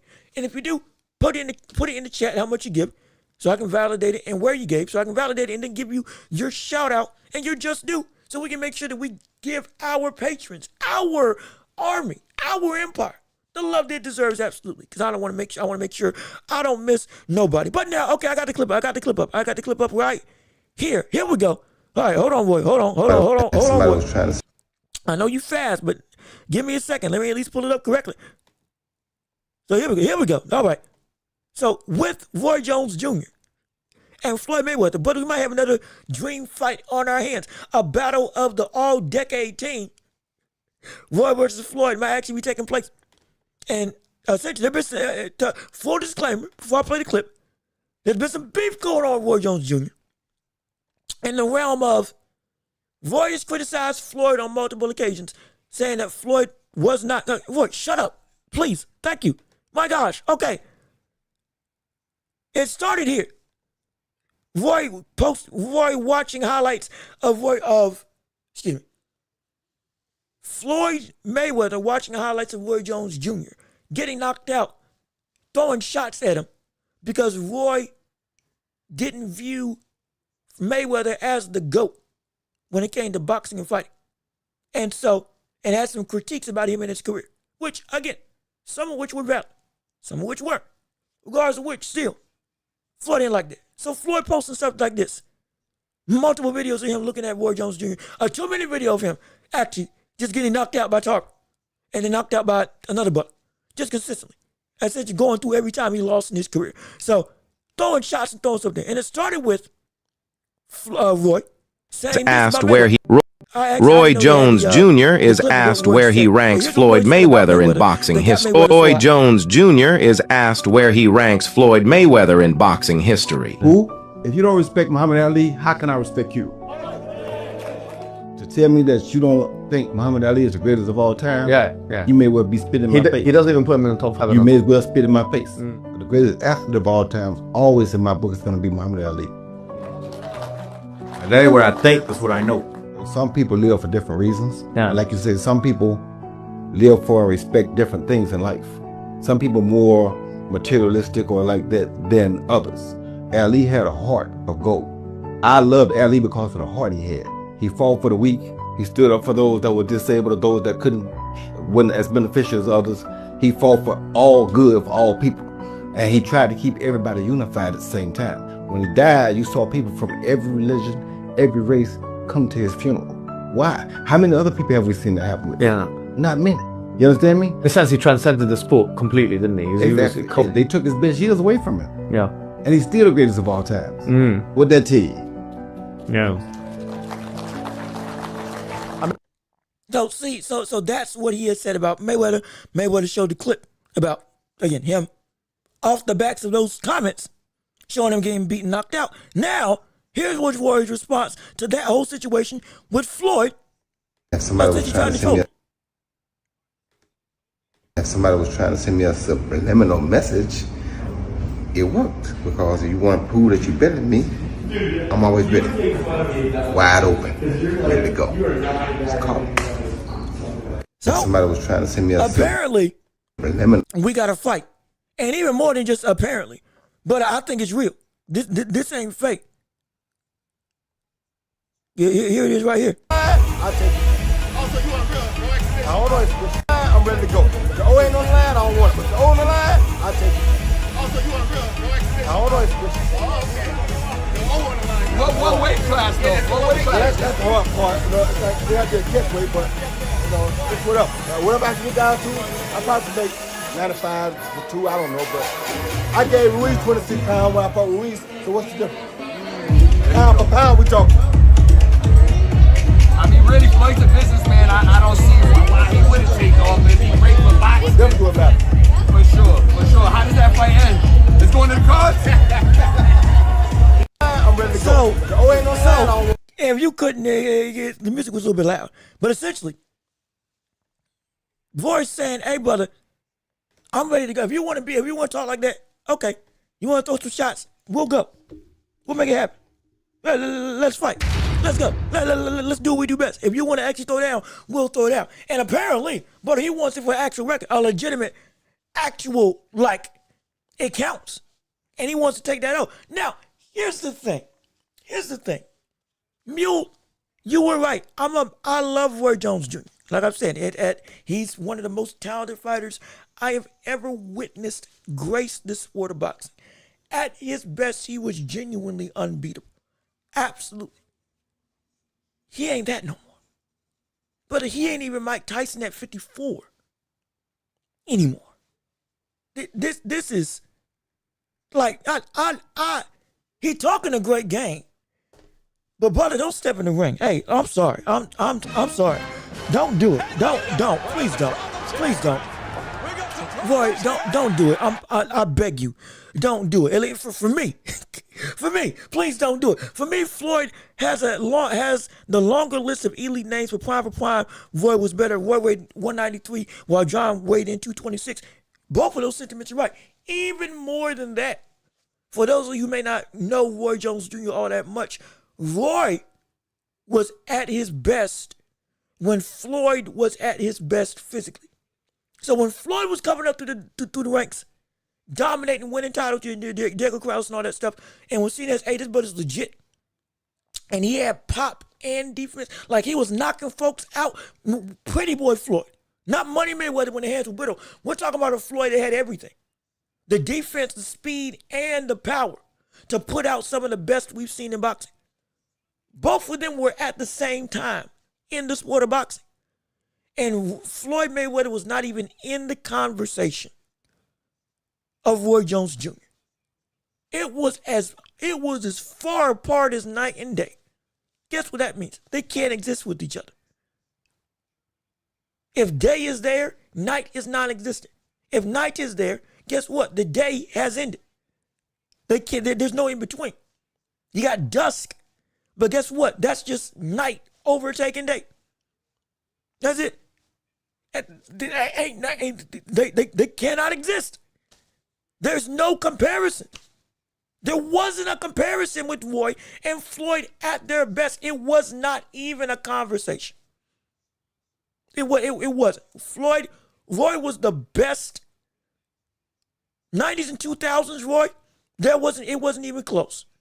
Floyd could not, and I say this with all due respect, knowing what we know about Floyd Mayweather, we laud him. Absolutely. But brother, it wasn't even, if you brought up Floyd at that point in time with pound for pound talks with the likes of Roy Jones Jr., nah, you would be laughed out the room. And not because, oh, Floyd is bad. No, Floyd was great. He was. But it wouldn't even be, the fact that his name would even be brought up wouldn't even be, it would be nonsensical. There were people looking at you strange. You okay? They would just play Roy Jones Jr.'s #1 hit. Y'all must have forgot. Just say, Roy, are you out of your mind? You must have forgot what we talking about. That Roy, unbeatable. If that Roy faced off against Floyd Mayweather and they fought at a catch weight, Roy would eat him alive. Roy would kill him. Roy he would kill him. He not just because of the size difference, but like Roy was an amalgamation. Roy was an amalgamation of everything that Floyd struggled with. Floyd, awkwardness and pressure couldn't get to him. Think about it. The drunken master. What was his name? Who was that? But who was that? But the buddy he said he had his hardest fight with. Godly. What was his name?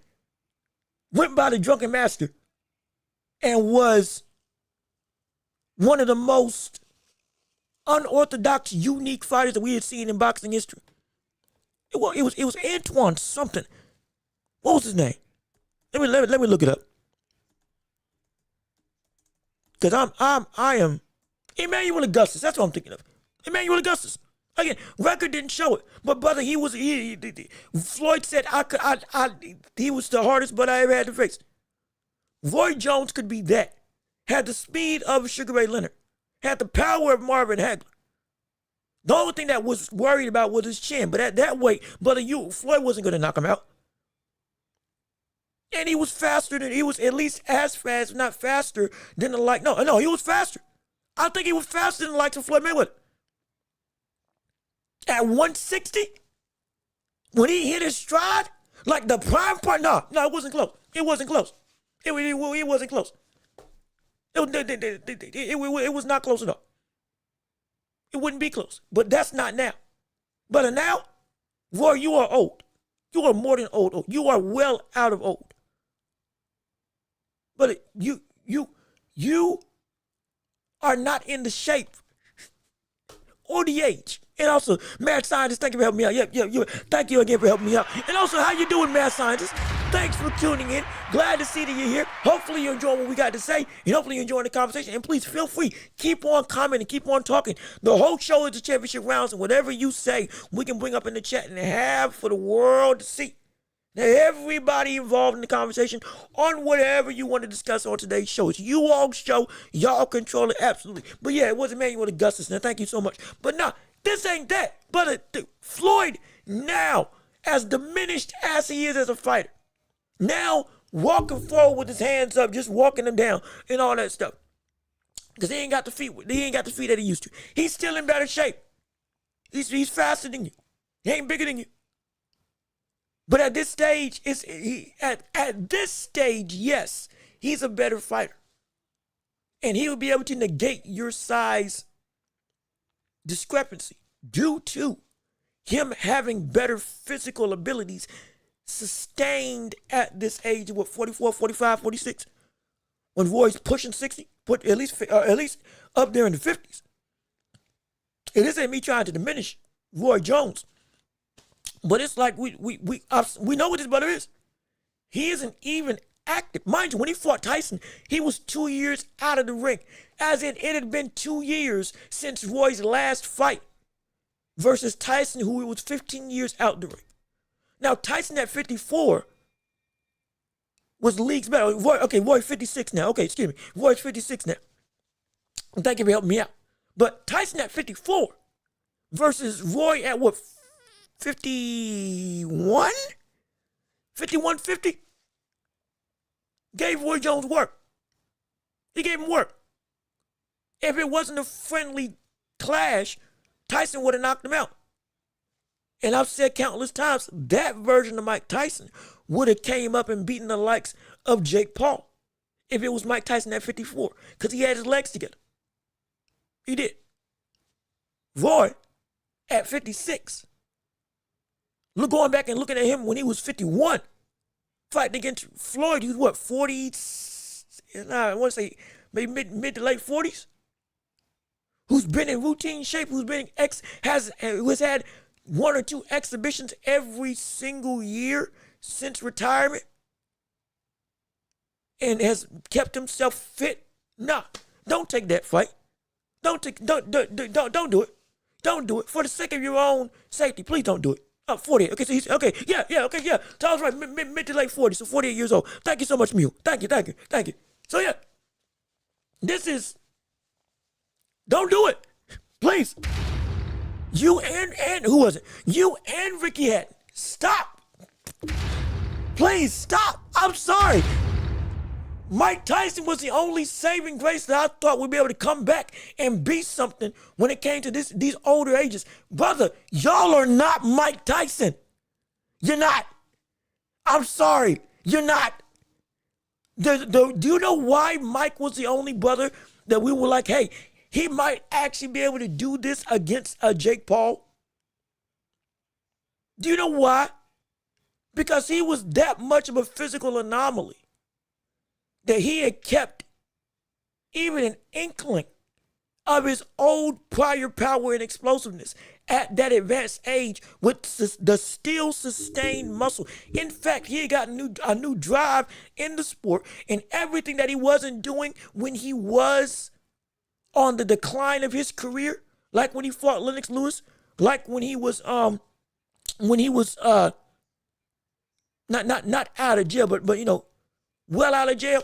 Even when he fought Evander Holyfield, all the stuff that he wasn't doing then because of trainer changes, Don King, outside of life issues, and just a lack of technical focus that he used to have within his first stint of being a champion. The pre-slipping, the head movement, all that stuff, it came back when he fought against Roy.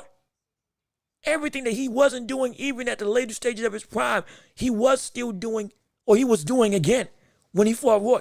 And it looked like, wait a second, hold on now. Now that's the Tyson I used to remember. That's trouble. And he had the physical ability to keep his balance and not just faculties, but everything, at least a semblance of everything that made him was still there. Evander Holyfield couldn't do it. Julio Cesar Chavez couldn't do it. Ricky Hatton definitely can't do it. Good gosh, Ricky Hatton better not. I know he's fighting against somebody else who's like, 8-3? I don't know, who's also 56. At least that's the same age. But stop, please. We even had James Toney versus Razor Ruddock fight like a year or two ago for some odd reason. What in the world? I mean, shoot. Why?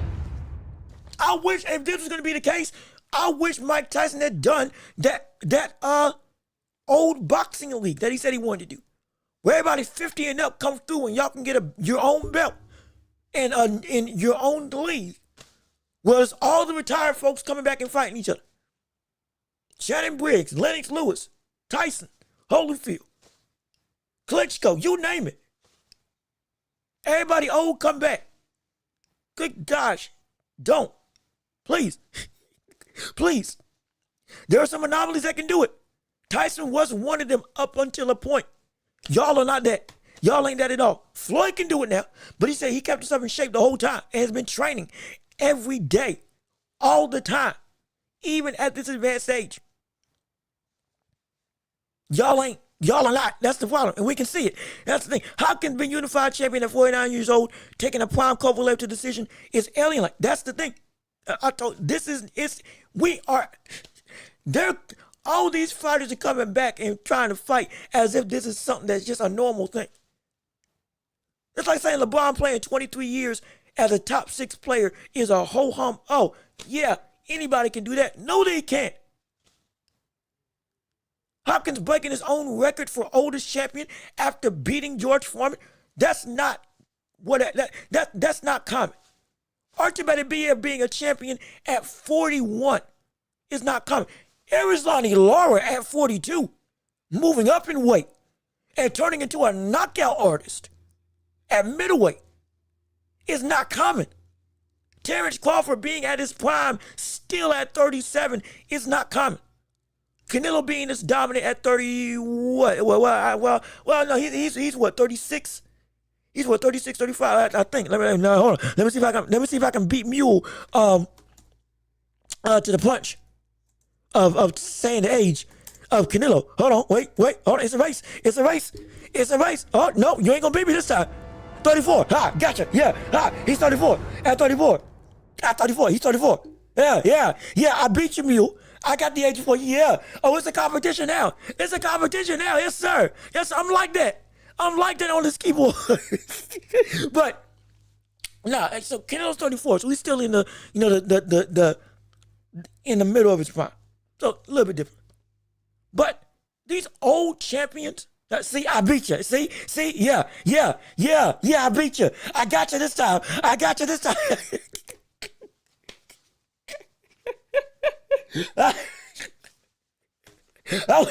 wasn't gonna lose this race again. Doggone it.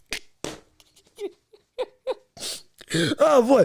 No, but I appreciate the help. Absolutely. But oh, that's funny. That's why I love these Friday shows.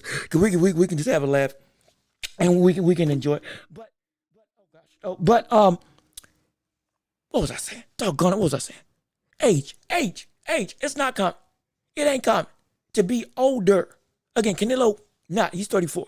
Okay, so still in that prime window, though he is diminishing. This ain't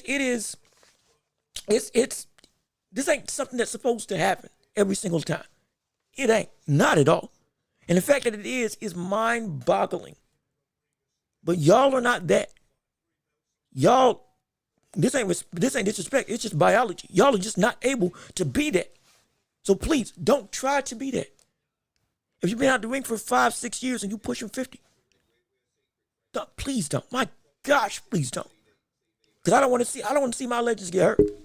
Because then what, is that going to be a real instance of, oh yeah, you are really better? Or Floyd's really better than you if Floyd beat you? Because, he came up in weight and beat me, but you're 56. This ain't even the best you. We ain't saying Jake Paul's better than Tyson because Paul beat Tyson. But that's nowhere close to the best Tyson. This is nowhere close to the best Floyd. And this is definitely nowhere close to the best version of Roy Jones Jr. I love seeing Roy Jones fight. I don't want to watch him fight now. I don't want to watch that brother fight now. Not me anyway. Floyd at 42 beat undefeated Ray Mercer. Yes, he did. He outboxed that brother. I think, was he clowning on him mid-fight? Like, was that the fight where he was like pining to the camera and say, hey, watch this, and it did something like ridiculous off the ropes? It might have been a different fight, but regardless of which. Yeah, no. These instances are not common. The old mongoose at that point in time, at like 38, 39 years old, Archie Moore becoming heavyweight champion, that is not common. And so it's did you catch Belenga and Oscar at the press conference? Pretty funny. You talk about the first one or the second one? The one that just ended or yesterday? Because yesterday, shoot. In fact, can I pull it up? Let me see if I can pull it up. I might be able to pull it up. Because that was, oh Lord. Talk about, I think we were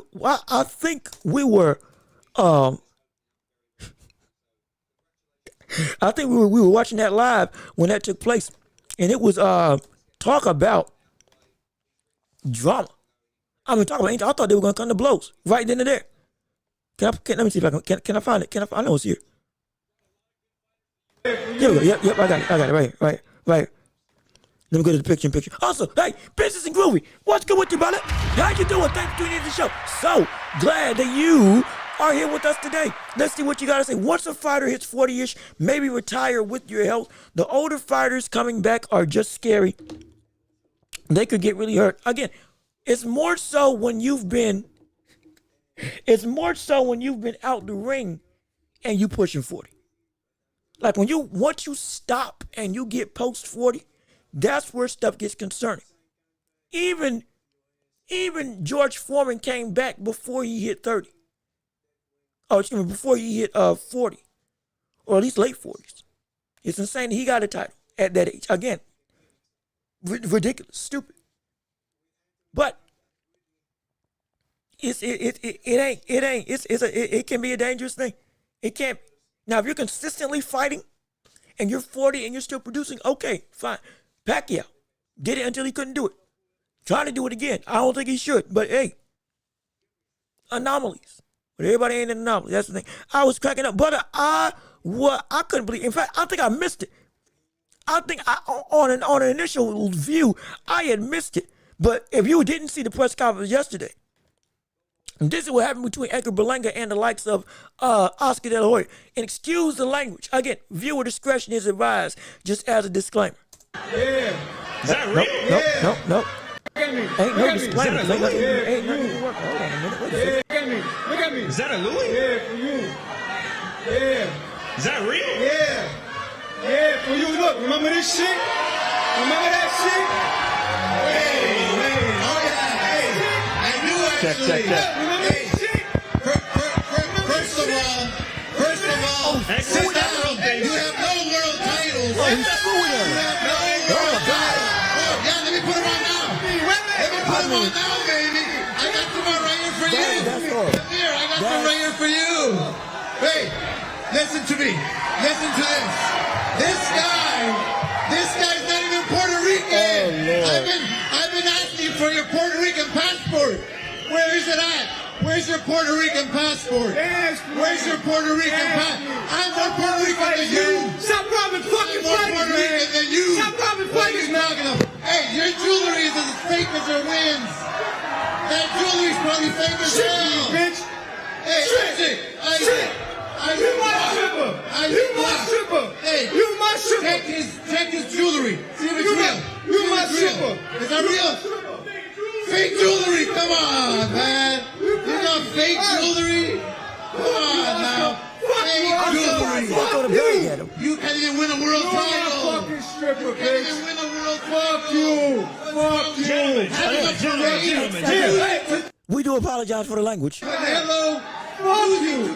Fuck you. Fucking parade. Look, you lost Canelo, you lost fucking Mugia, you lost me. You couldn't afford me. Where's your passport? You couldn't afford me. They still going. Gentlemen. They still You're not going. even Puerto That's the thing. Rican. Come on. They're still going, which is I'm more Puerto insane. Rican than you. Fuck you, stripper. Fuck Do you have a world title? Nothing. Gentlemen. Sit down. Let's Sit rein down. it in. Let's rein it No in. Oh, my world gosh. title. Oscar, let's Sit rein it in. down. Thank you, Oscar. And I think that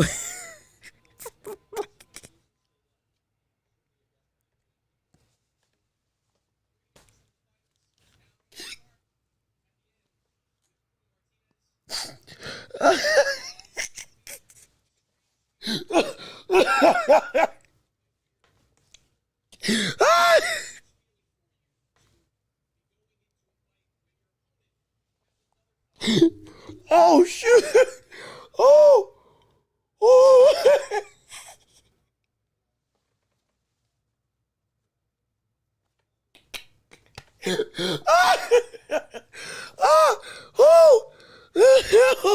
Oh gosh, I'm sorry. It's just he threw the wig and he threw the shoe. I thought he was gonna throw the bag. Oh shoot. Oh man. So okay, that was the first. Okay, my gosh, that was the first time I had seen that full. Okay, that happened while I was streaming yesterday. I didn't get to see it. I saw like a 30-second clip.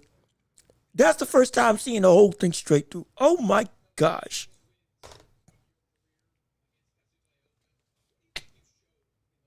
And then he just started throwing. See, this is why it's important to watch and be mindful of what you do. Because no matter, it will follow you in some way, shape, or form. Oh man. I didn't even know they had beef like that. I know Berlanga had lost or had left Oscar. And I knew Oscar had things about him as a promoter. I didn't know it was that bad. Now, I'll say this. I'll say that. Let me before I even continue. I mean, it's just those are rare to come back. Those are rare to come back as champions. You're absolutely right. Biscuits, Oscar, man, yeah, man, brother, Oscar was hot. Oscar, both literally and figurative. That brother had already, his shirt was already unbuttoned before he even started drawing with the likes of Berlanga. He was legitimately like hot, and then that just made him. That like mentally made that brother. Yeah, no, he was sick. I know he was sick, and it. The underwear, the wig. This man, he bought a whole wardrobe and threw it at him. See, he couldn't have caused himself to fight, because if that ever hit, if one of them shoes, one of them stilettos had caught Chavez in the eye, or Shiraz in the eye, oh my gosh, he would have just cost him money. Oh, he would have cost himself a paycheck, I guarantee you. So I was concerned for that. But outside of that, I mean, making it rain, throwing money, cussing him out. This is the second time Oscar been in a verbal war that looked to be getting ready to be confrontational. I think there was a point in time after that clip, because I think that's when I looked up and saw what all the commotion was. Berlanga like stepped to Oscar De La Hoya as if he was going to punch him, as if he was going to like fight him on stage, and he had to get held back. So there was more to that interaction even afterwards. But still, it's my God, it's ridiculous. Oscar De La Hoya would beat the brakes off of him. Hey, you know what? In the past, maybe. In the past, maybe. The Golden Boy, yesteryear. Oh, league's better fighter, absolutely, even at a smaller weight class. But I'm going to tell you this right now. At this stage in his career, with the implanted abs and all, I would not like the chances. Now, him against Bill Haney. Now, that's a fight. That's a fight. Hey. That's a fight now. Bill Haney and Devin Norman and all them, they doing the press conference for their card right now. Bill versus Oscar. Now that's a fight I paid to see. I tell you what, I paid to see that fight. That's an even matchup. That's an even matchup. I'm fine with that. And in fact, this is the second time this brother's been jawing at an opponent, looking to come to blows. At this point, Oscar, if you're gonna be about it, hey, you young enough of the older sex of boxers, you want to come back? Cause forget being a promoter, brother. You had everybody calling you out. Hey, settling in the ring. But let me see. You need people like this in the sport. Yeah, no, it's good. It is good. It's good to help get the intrigue. Now, I will say, I just wish it was targeted against Shiraz. That's the only thing. Because it's against De La Hoya, phenomenal, funny, it's eccentric, it gets people talking, absolutely. But if he had used that same type of John, that same type of combativeness when he was talking to Shiraz, and they were going at each other like that, this main event would have been like, okay, yeah, I get why this is over Shakur versus Zepeda. That's the only thing I wish it happened. But outside of that, I get it. It's funny. It's hilarious, actually. Berlanga was prepared. Yeah, no, I can't believe this brother had props. I can't believe this brother brought props. Like, I knew he was. And you see, look, did I not say a couple of days ago that I'm sick and tired of Berlanga from the sense of, you got so much ability to be a big, notable star strictly by your charisma and bravado. But because of after Canelo, you didn't do a thing to capitalize on that momentum of everybody giving you props. You're not as big as you should be. And he can do stuff like this on the daily to get everybody talking. But he wasted time enjoying making it 12. Instead of capitalizing on, hey, y'all saw what I could do to Canelo. I'm going to fight my way to another shot and end the show. And this time do what I'm supposed to do and actually get the win. In the meantime, you know I'm about business. And let's see, anybody can get it. That type of stuff on a consistent basis, instead of the parade, instead of the celebration of survival. He fought a great fight, he did. But this could have been even bigger. This whole fight just at a baseline could have been bigger. And he's capable of that. If he beats Shiraz tomorrow, this brother better become an absolute marketing mogul. And I better not see this man shut up at all and talk to everybody under the sun. He's got to. Because he needs to. Because he's on the cusp of being like Rolly, but better. Because he can talk the game and he just showed he can compete with the best of the best. Now, he's a marketable and substantive name that got pop and power. He can be somebody that can make this, that can have his own sect in the sport if he just committed to being consistent, to making noise and riding the wave of cachet, which he failed to do against Canelo the first time. Now, he got a chance to rectify that wrong. He's doing a great job of it right now. Post-fight, if he wins, brother, you can't stay silent like you did last time. You can't. Because you can be up here as a name from the standpoint of recognition in the boxing public if you just go and be this much of a volatile figure on a consistent basis. You can do it.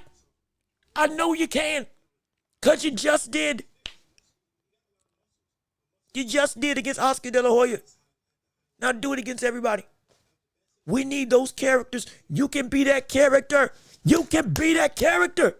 You can be it. My gosh, you can be it. Oh, it's so frustrating. But this was a perfect example of what he can do. Absolutely. Listen, nobody really comes at Oscar. Nobody really comes at Oscar about that cross-dress and stuff. I mean, they do. It used to be a lot. It's calmed down over the years. More so, they just don't like him because they feel he steals a whole bunch of money. Which, again, I can't say for certain yes or no. More people have more information on that than me. I'm going to give you full disclaimer. There are instances of, hey, buddy, you ain't doing right by your fighters. I will say that. And so, I'm not saying Berlanga is wrong in the sentiment of stop stealing money. I get it.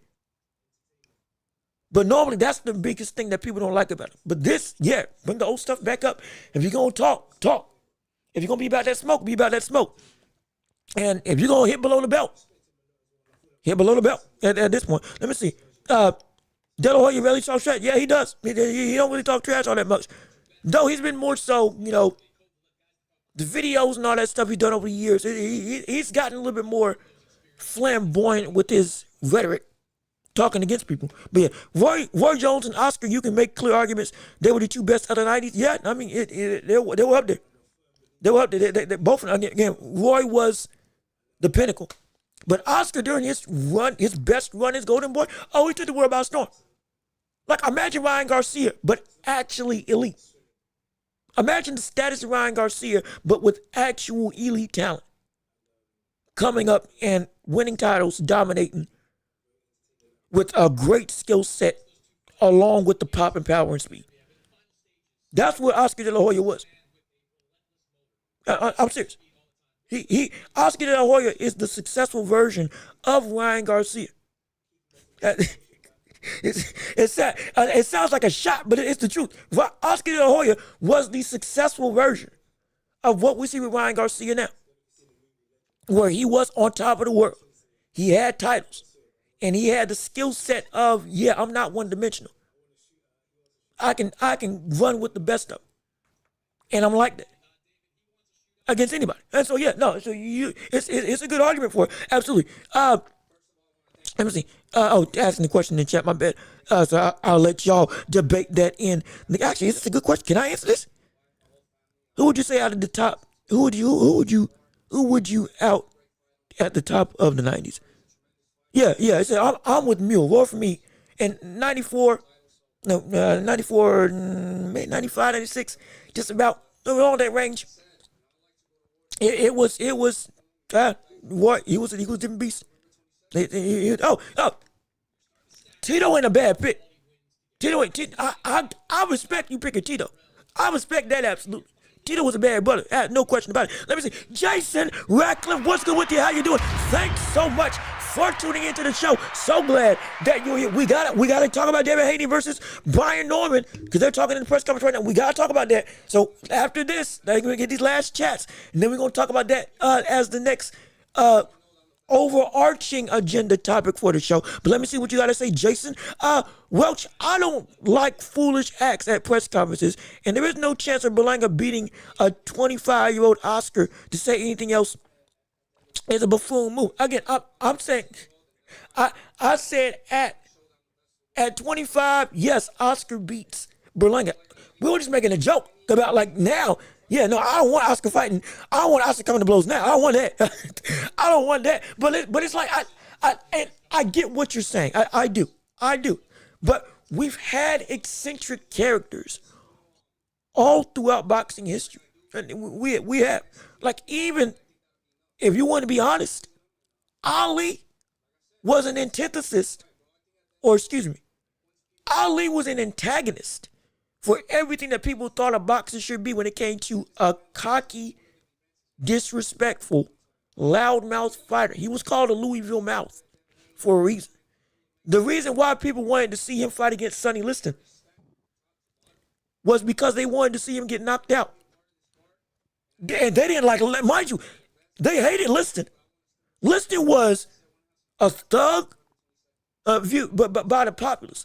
A thug, a criminal, part of the mafia or associated with the mafia, was seen. He was George Foreman before George Foreman, but without the Olympic adulation, this brother was just feared, and everybody was scared of this man.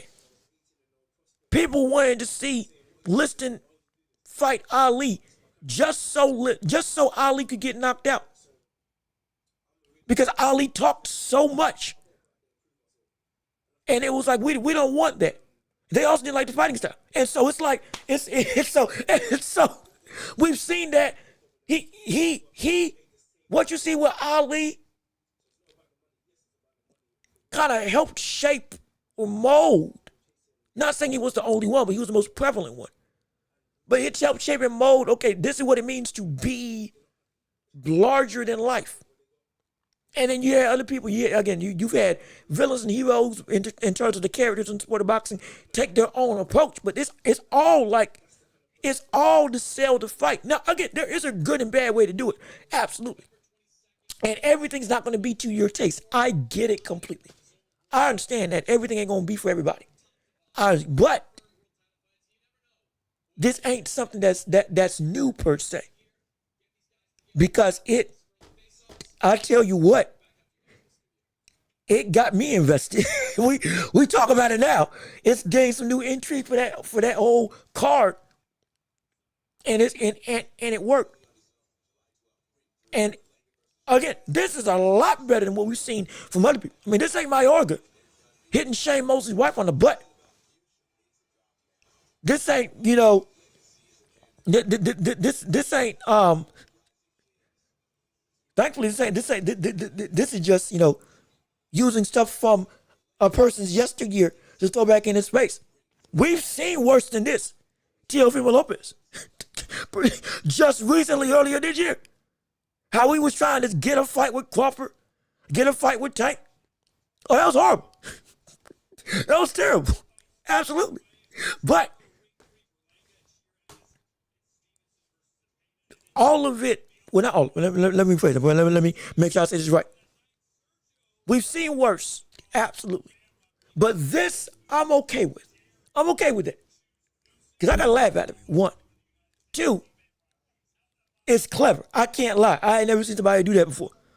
That's a new one. That's a new one for me. And 3, it is something that fits the person also. Berlanga doing stuff like that, you even if you don't like it, you can't deny it. Hey, brother, that was good. For Berlanga, that was good. That fit him to a T. of that brash bravado, of that cockiness. It's like, dang it, I don't like it, but doggone it, that thing worked. If he does more stuff like that, I might get mad at it, but I can't say it ain't him. I can't say it ain't him. And so, like, it's that aspect is needed. It is needed. And so I ain't got no problem with it. Stuff like that, I ain't got no problem with it. Because it's I can't lie. It does add to drama to sport. It is fun. So again, that's just me though. If you don't like it, I get it. I respect it absolutely. Just for me. And see, this is what I'm saying. But like, you see, I just wish it was against Chavez or Shiraz. Because now, is Berlanga, this is the question people are actually asking. Is Berlanga fighting Chavez? Also, real quick, hold on. They're doing the face-off with Devin Haney versus Brian Norman, which we're gonna address next. They're facing off against each other. My gosh, Devin has a big head. Devin's head is huge. Oh shoot. But I think Brian taller. Oh shoot. Oh, Norman pushed him. Norman pushed him. But okay.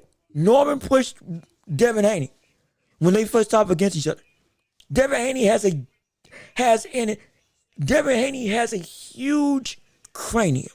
That man's head is like an Easter Island statue. My gosh, I didn't realize that. No wonder this brother's getting caught with left hooks all the time. Shoot.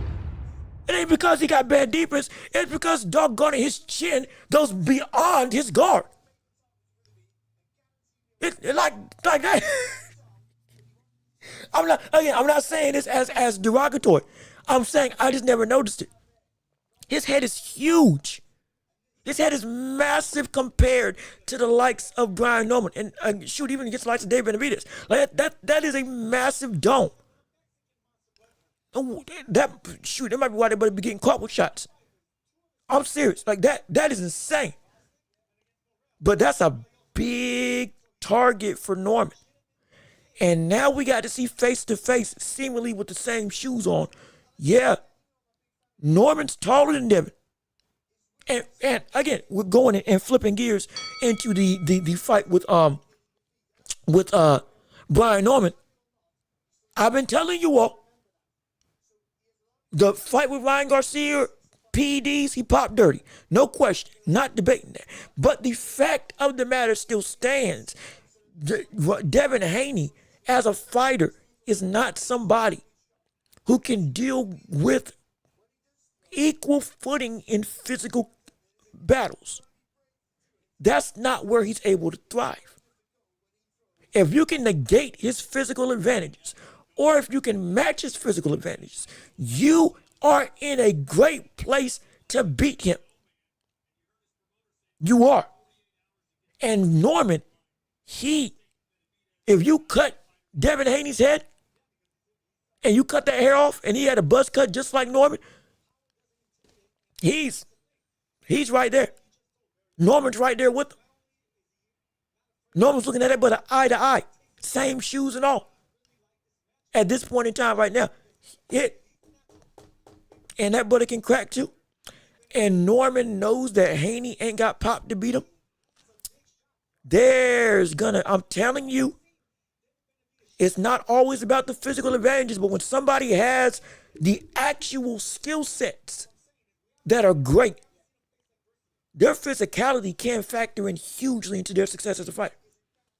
And with this fight with Devin Haney, now, especially seeing this up close, he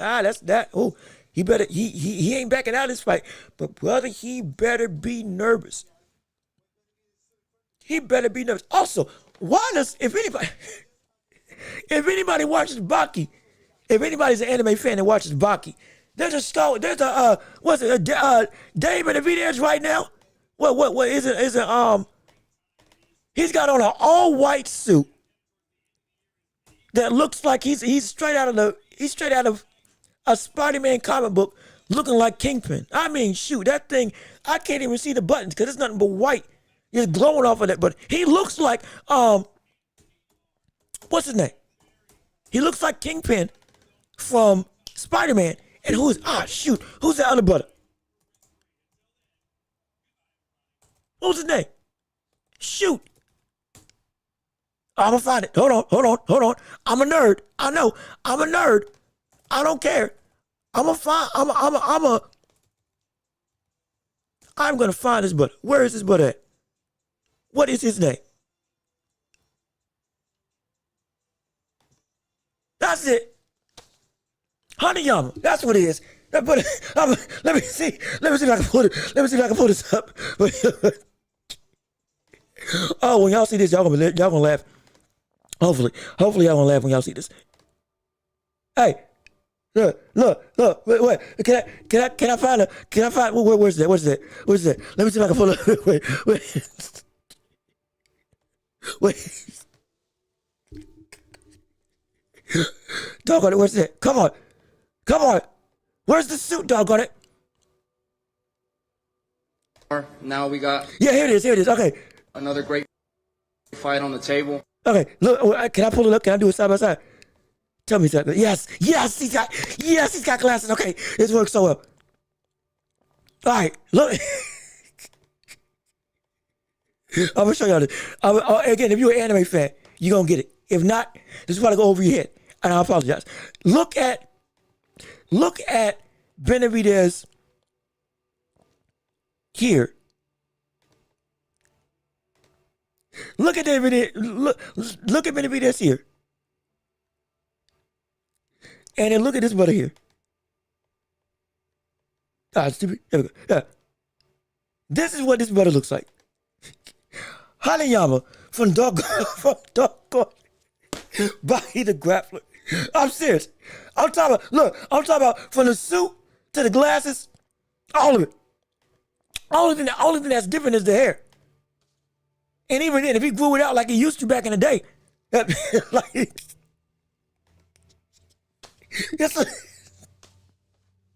look, I find it funny. That's all, right? But again, I don't remember. No, he look. Oh boy! Again, I'm having too much fun. I'm sorry. I just thought that was funny. But regardless of which, what was I talking about? Doggone it. Berlanga's not fighting Oscar De La Hoya. That's not happening. It's not happening at all. Thank goodness. But if he had done, you see that type of rhetoric, now it's got people saying, oh, they got some beef, they're going to get in the ring.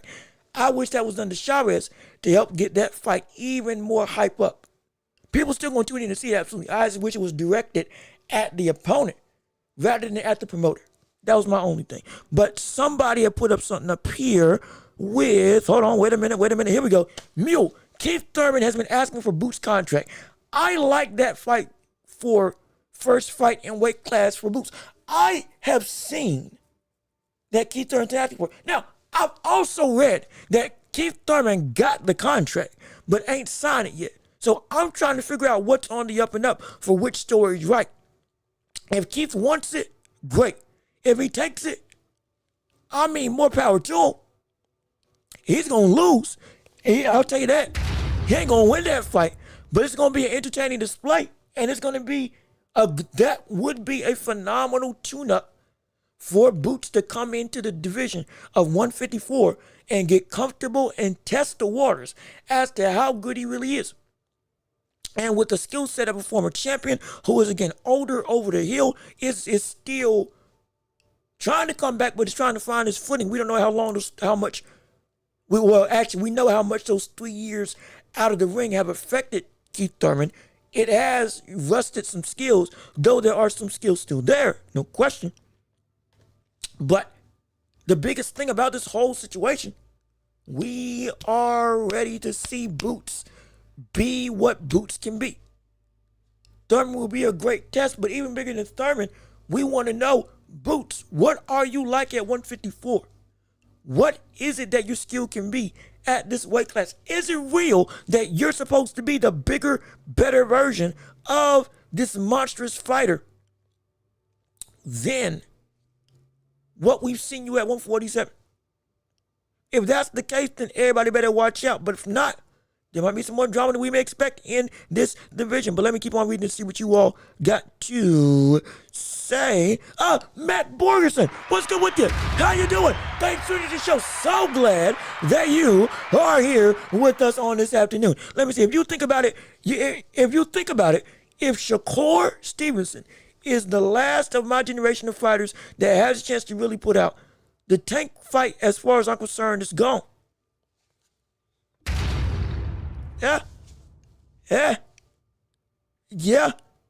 Again, especially with this whole drama with him, domestic violence. If all this is real and he's convicted and he goes to jail, that fight is gone. That fight might have already been gone because of the fact that Shakur and Tank could have made that fight happen at any given point in time. But he never actively said, hey, let's get it on. Shakur wants that fight. He does. Shakur I think he got a title. Tank got a title too. And yet still didn't go and aptly look for it. Okay, I can unify now. Let's see what you got. Right, it could have been Shakur versus Schofield. Or it could have been Shakur versus Tank at Riyadh season. That could have been his own main event if he'd actually wanted it. But he didn't. Because he doesn't want the test. That's the issue. And now with this whole domestic violence situation going down, yeah, that card might be done. That card might, I think that might be over and done in terms of the world of boxing as a whole. But let me see. Also, please, real quick, if you haven't already, I almost forgot to say, leave a like on the stream if you are still here. Comment, keep on commenting, keep on getting you all's engagement up with the channel. I love hearing from you. This whole show is a championship round. The whole show. Every Friday is a championship round show. You all drive the conversation and you all let your voice be heard. We still got agendas and points, but everything else, y'all discuss. Y'all talk about. Y'all drive the conversation. You all make it do what it do. And we love it. We absolutely love it. So please, subscribe to the channel if you haven't already. Hit the notification bell so you know whenever we post right here on the show. Be sure to share the show with everybody that you know so we can keep on building up this empire, growing and flourishing. And if you want to support the show, because we are almost at monetization. We are less than 100 hours away. I think we're less than 50, doggone it. We can get there today, honestly. Now, I'm not going to go for like 6 hours. I'm not going to force y'all to stay that long. But if we get more people here, collectively, we can get the watch time and we can make it happen, and then we get monetization, and then bing bang boom. At least we get super chats. Excuse me. At least we can get super chats because we close to that 3,000 hour mark. We can make it do what it do. So please keep on sharing the show. Keep on telling people about us. And if you want to support right now with whatever you can, Cash App and PayPal linked in the description as well. If you want to give anything to the show to help invest and support, and so we can make this show bigger and better. Put some money in my pocket, help keep the lights on. Because again, it's only fan driven. Y'all make this thing go. Absolutely. So hey, if you can support and give and you like what we got going on, hey, feel free. We would love it. We would appreciate it. And we want to shout you out. So if you do give something, tell us what you gave, where you gave it to. I can validate it and give you your just shout out. And so that we can, give you your love and give the empire the support that it deserves. And be collective. Be a collective. Be a unit. Because we're strong together, and we can't do this without you. So I appreciate it so much. Well, let me keep on reading what you all have to say right now. If you haven't, you read that comment already. Boots shouldn't fight a real 154-pounder. I think he's ready for an Ortiz. I want to say yeah, but like I said before, if Boots said himself he wants a tune-up. This isn't just us saying this. Boots said he wants a tune-up or two at 154. Now, yesterday, I think we talked about this yesterday, or maybe even 2 days ago. Or Tuesday. Boots could fight against Brian Mendoza. That's a great fight. That's a great tune-up fight. Tim Tszyu or Brian Mendoza. I would do Brian Mendoza if I was Boots because that's an easy, competitive affair. Come forward fighter. You're going to, he'll give you some resistance, but you can knock him out, look good doing it, dominate, get comfortable at this weight class. If you're going to take 2 tune-ups, then do Keith Thurman, because Keith Thurman, the star power, the cachet, can talk up the fight, is on the comeback trail for a title in his own right, and also has the ability to really bolster your cachet as a legitimate threat. Because if you can knock out Keith Thurman, though he's advanced in age, that's going to look really good for your resume. That's going to give you some real props in the landscape of 154. For the likes of Barrios, for the likes of Pacquiao, for the likes of, who's the other brother? Virgil Ortiz. Boachuk. Like I said, Boachuk, don't fight Boachuk as your first fight. Somebody said to fight Somebody in the chat, I think it was yesterday, sometime this week, said fight Boachuk as the first fight. Don't do that. Hey, please don't. My God. Oh, Lord. My goodness. Please. Don't do that. Don't do that. Please don't do that. Not as your first fight. I don't want you to go to war. If you want a tune-up, not a doggone outright sprint. We're trying to get you. We're trying to get you warmed up into the division. Not having you fight life or death. Not having you fight life or death as your first instance. If we're gonna keep with the talk of, again, tune up, preparation to get the body right. Something that you should be able to win. Not a legitimate, dangerous, competitive affair. Something to whet the palate of what you can be at this division. That's what we're looking for. Don't do Boachuk. Mike, please don't. Lord knows, don't do that. That would be bad. Oh gosh, that would be something. That would be something dangerous. But everything else, those other two names, Thurman and Mendoza, those would be names I would love to do if you're gonna go and move up in weight. Boots beating Ortiz would be his coming out party, brother. That would be a crescendo if he beats Ortiz. If he does that in his first fight, that is even more impressive. No question. That's mind-boggling. And we already addressed the fact that, again, months ago, we were saying if Boots does go out to 154, he's going to be an immediate challenger for titles in elite competition. So we're looking for Ortiz as the main course. And if that's the first course, that's a steep jump. But hey, that's an exciting jump. But still, the smart thing would be take at least one fight against a beatable opponent just to get acclimated to what you are and to make sure that you're right for when you fight Ortiz. Because if you fight Ortiz, boy, that's going to be a dangerous thing. That's going to be and with the, again, now it's not a problem. But with the consistency of defensive flaws that we saw with Boots Ennis on countless occasions up until the fight with Stanionis, which again he fixed. I need to see that consistently fixed for me to have even more confidence that, yeah, Boots can beat Ortiz. I think he can. I do think he can. But if he lapses like he did against the likes of Shukajan, both fights, even in the fights with David Avenesian, when he was getting caught with heavy shots that he shouldn't have been getting caught with. I need to see the consistency of defense that he showed against Stanionis. I need to see that come forth again at 154. And I don't want that test of, are you this type of fighter forever? I don't want the question answered of, is this who you are as a baseline now, defensively, going up against one of the most destructive offensive fighters in the division? Because if that answer's wrong, well, brother, you in trouble. Let's be real, you in trouble. Because I don't care how good you are, but Boots, if he has to rely on his chin again against Ortiz, that's a dangerous sentiment. That's a danger. If he has to rely on that again at this division with killers abroad, nah, don't do that. Even if you are Boots, don't do it. Because that ain't Don't do that. Even though I trust the chin, I don't want it tested. I don't want your chin to be tested. I want you to be sound fundamentally. Show me that against somebody who's just a body. at 154. And then, now that I see it's consistent, okay, go fight Ortiz. Let's see what you got. That's my thinking. Anyway, I also think that the political plan for Shakur versus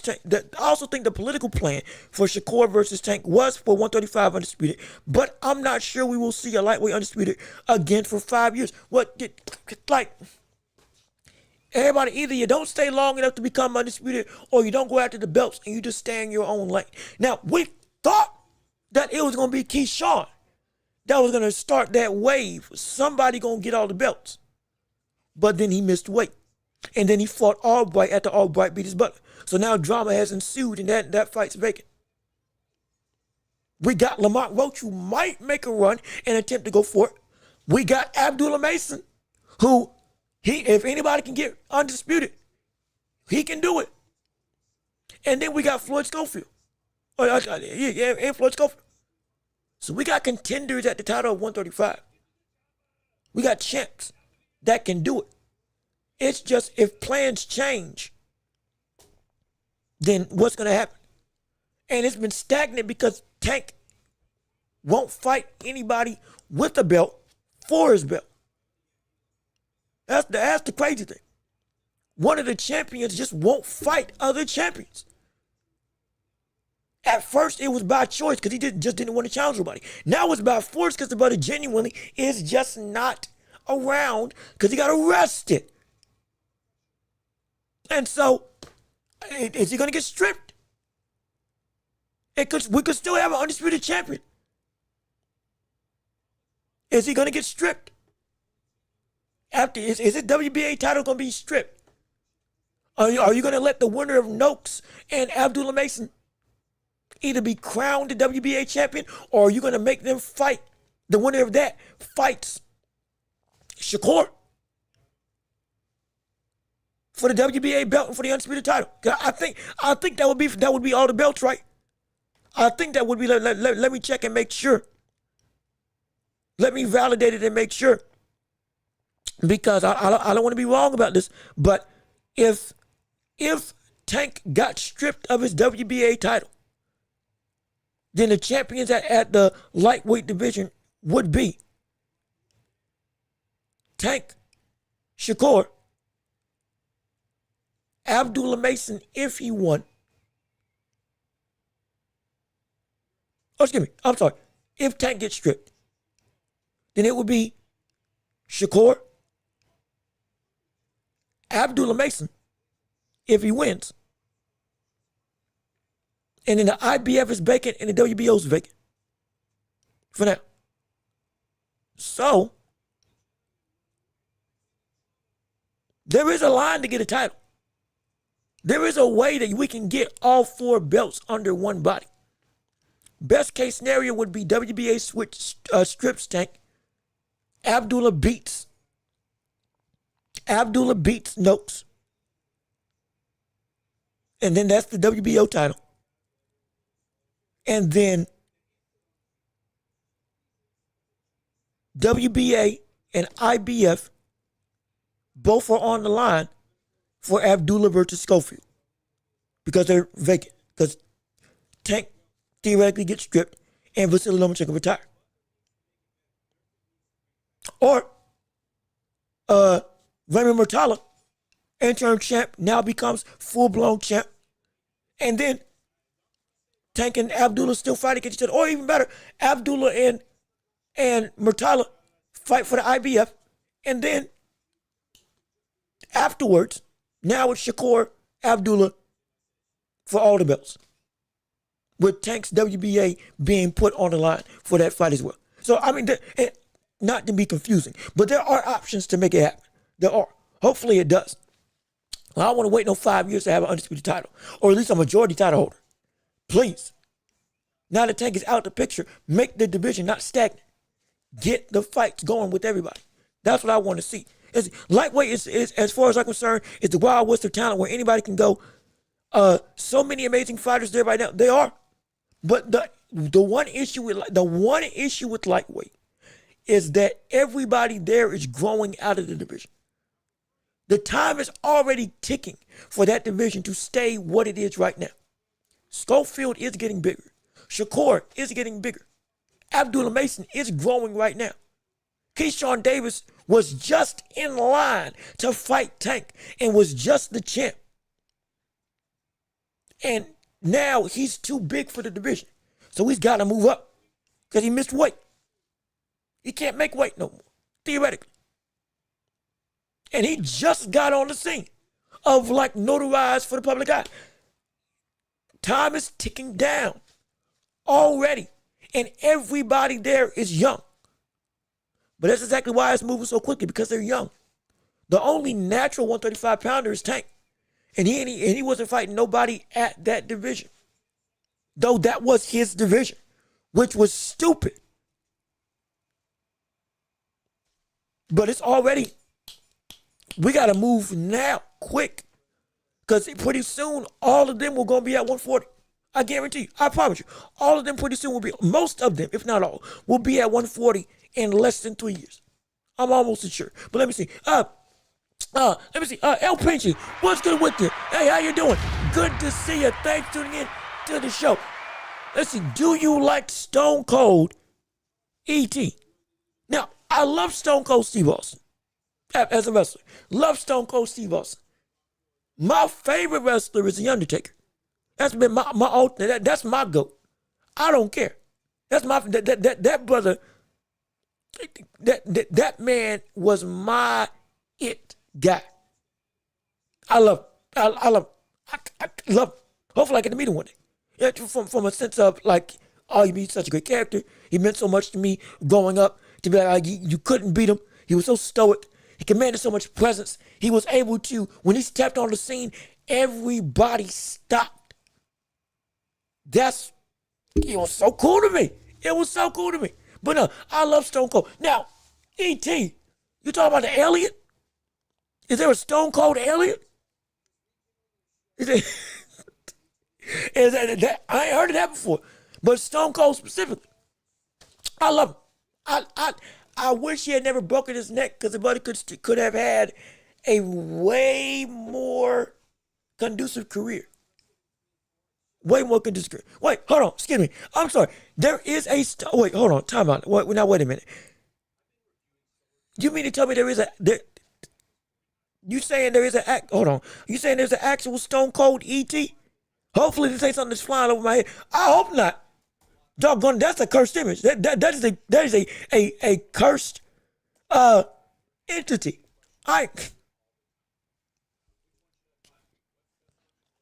Well, imagine E.T. flying through the sky on that bike with a Stone Cold jacket, 2 beers in his hand, and glass shattering, with a guitar ripped and all, holding up middle fingers, and just jumping anybody inside. I hope, good gosh, Lord, I hope and pray. Oh, that's real. Oh, that's actually real. Wait a second. Oh, no, you capping. No, there's no way. Oh, no. I refuse to believe it. I refuse to believe it. Doggone it, it is real. Shoot. Man. Hey, look at this. We got some problems here. What? Doggone it, that thing actually exists.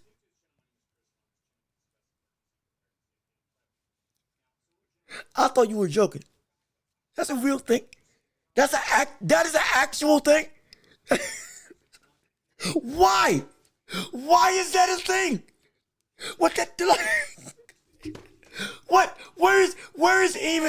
Where even is the connection for those two brands of pop culture to combine with what? How? Who even thinks that? Who even puts those two things? What the? Wait. No, that's out of pocket. That's like, weird. Look, why? This should not be a thing. This should not be a thing. I don't even want to, doggone it. Hold on. Okay, you know what? I'm going to look at it. I'm sorry. I'm gonna look at it. I need Take to see what you this do is about. best Wait a minute. and Hold create on. a website Look, that's worthy we of keep it. boxing. We do. With AI. We're delving up, but now this is just. Oh, hell yeah. What? This is Stone Cold E. What even? Oh, hell yeah. It's not. Hold on. It's not playing. This is Stone Is Cold ET. And I just want to let you guys know I have a new TV show on NBC. Wait a second. Is my audio out? Is my audio? Hold on. Time out. Skip. Oh, wait 1 minute. Okay. I got that going. Family. Let me go to YouTube directly.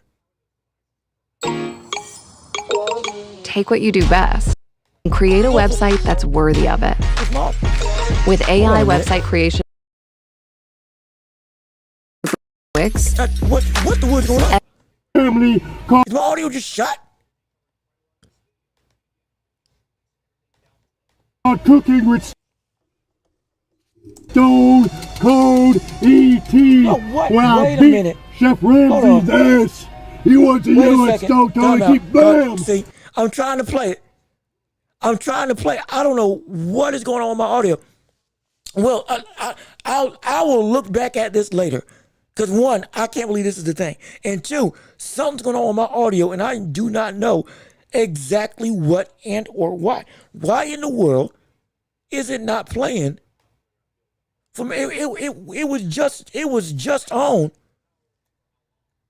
Was it because the thing was muted? God. Okay, there we go. Okay, we got it. Okay, here we go. Yeah, okay, let me play this real quick. We're gonna get back to the topic at hand. But somebody just told me that this is a real thing. And I thought he was bluffing. No, this thing actually exists. Why? I don't know. We're gonna give this a minute to impress. 1 minute to impress me. My gosh. Tell me this is fake. Tell me this is fake. Oh, hell yeah. This is Stone Cold E.T. And I just want to let you guys know I have a new TV show on NBC Family called Cooking with Stone Cold E.T. When I beat Chef Ramsay's ass. He wants to yell at Stone Cold E.T. Bam! I drop him with a damn Stone Cold Stunner and whoop his ass and walk it dry. Oh, hell yeah. I don't just it's so ridiculous. The impression ain't, hey, look, the impression, it's not that bad. The impression ain't that bad. I'm not gonna lie. I can't front. The impression ain't too bad. But why? It just see, I love it when pop culture combines with each other. That though, I don't understand. Why? Why that? You know what? Props to him. I laughed. I enjoyed it. I hate to say it. I enjoyed it. That was actually pretty funny. Hey, props to him. My goodness. El Pinchy, I just can't believe that's the actual thing. I can't believe that's actual thing. But still, look, now, Stone Cold aside, Stone Cold extraterrestrial aside, and Amalgamation never thought I would say together. It's still the championship rounds. We can go. However long y'all want to go. It's whatever y'all want to talk about, we can talk about it. Again, Cash App, PayPal if you want to support the show. Links in the description. Subscribe if you haven't already. Share the show if you can. Please go ahead and like the stream. Keep on commenting.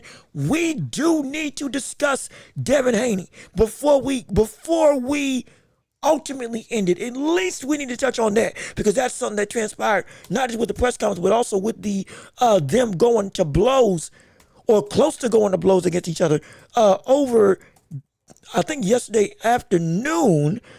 Let me see if I can pull it up right now for you all to be able to see. Come on, don't film me now. It was here. It was here. It was here. I had the clip saved so I could show it for you all to see. Nope, I don't got the clip saved. All right, well, that you know what? We're gonna rock regardless. And it's again. I don't want to just talk your head off. I'm trying to keep y'all engaged. Okay, here we go. Yeah, got a clip. Okay, yeah. So there was an interaction. There was an interaction. There was some furniture moving on the side of Devin Haney versus Brian Norman. Almost forgot his name. And here's the fight and kerfuffle that happened right here, right now. How y'all get the opportunity at the belt, but once again, we so blessed to fight him. Listen, we're giving you an opportunity. He got the belt. He got the belt. He came to y'all. He got the belt. He did not come to. That's what you say. He did not come to. You don't want to do that. And nobody trying to walk him down. Nobody trying to grab him by the neck. And watch, he gonna get judo flip. Watch, brother get put down. Security guard still gonna take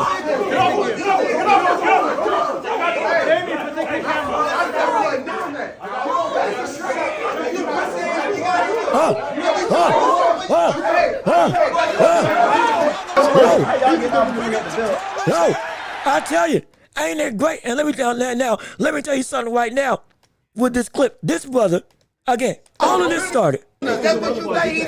All of this started right there. Haney or Norman put his finger on Haney.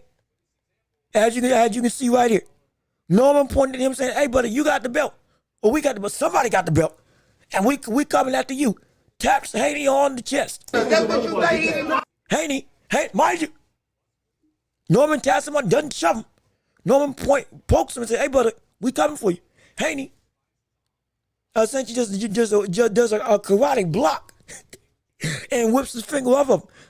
And then they said to each other. You don't want to do that. And then this dude right here, Mr. Cornrows Cap himself, Mr. looking like a 2K character NPC that you see walking in the park, comes through. And right there, this has been the clip. This has been the thing that's gone around the world. Coming through, grabbing him. I thought he grabbed him by the neck initially, but grabbed him by the shirt and tries to hike him up. With all this leverage, all that height. Look, you see this?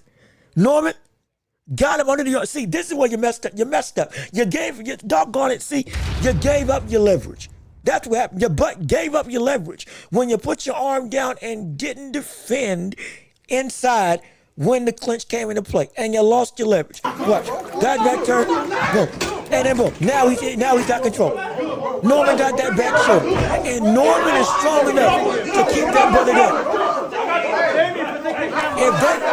If these people didn't break it up, if these folks didn't break it up, where's the clean picture? That brother, he would have been stuck like that.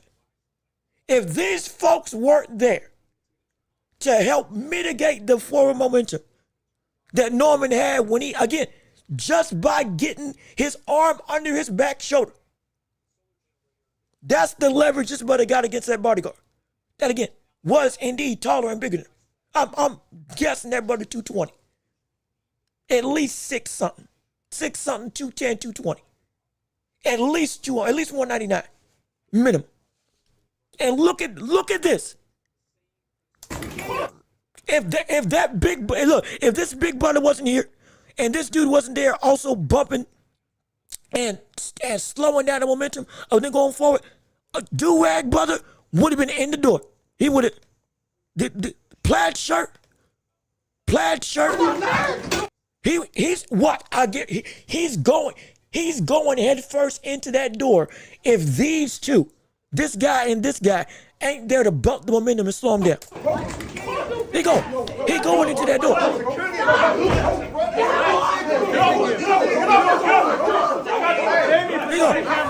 This is why I am telling you all that Devin Haney in the clinch is not going to be able to do what y'all think he's going to do.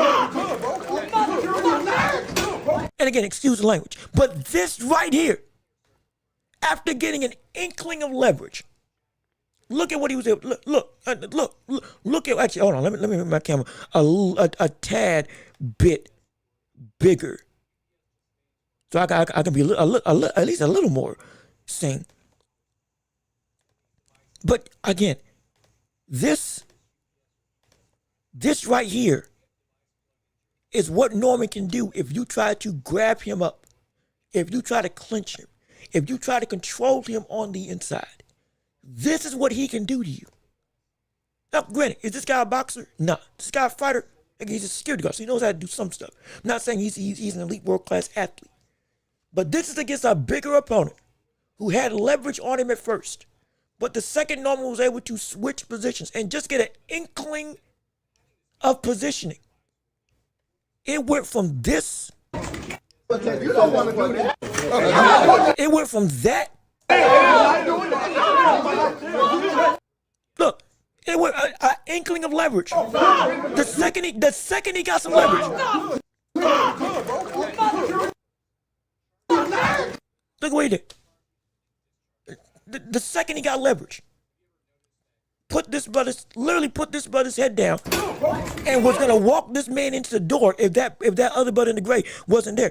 That's the strength I have been trying to tell you all that Norman can do against Devin Haney. This is the fear factor that Haney needs to have going into this fight. And again, I'm not trying to over articulate or overtly dissect stuff. But that's important because that speaks to what's going to happen if Devin Haney does indeed fight this brother. And if he can't get away, he won't be able.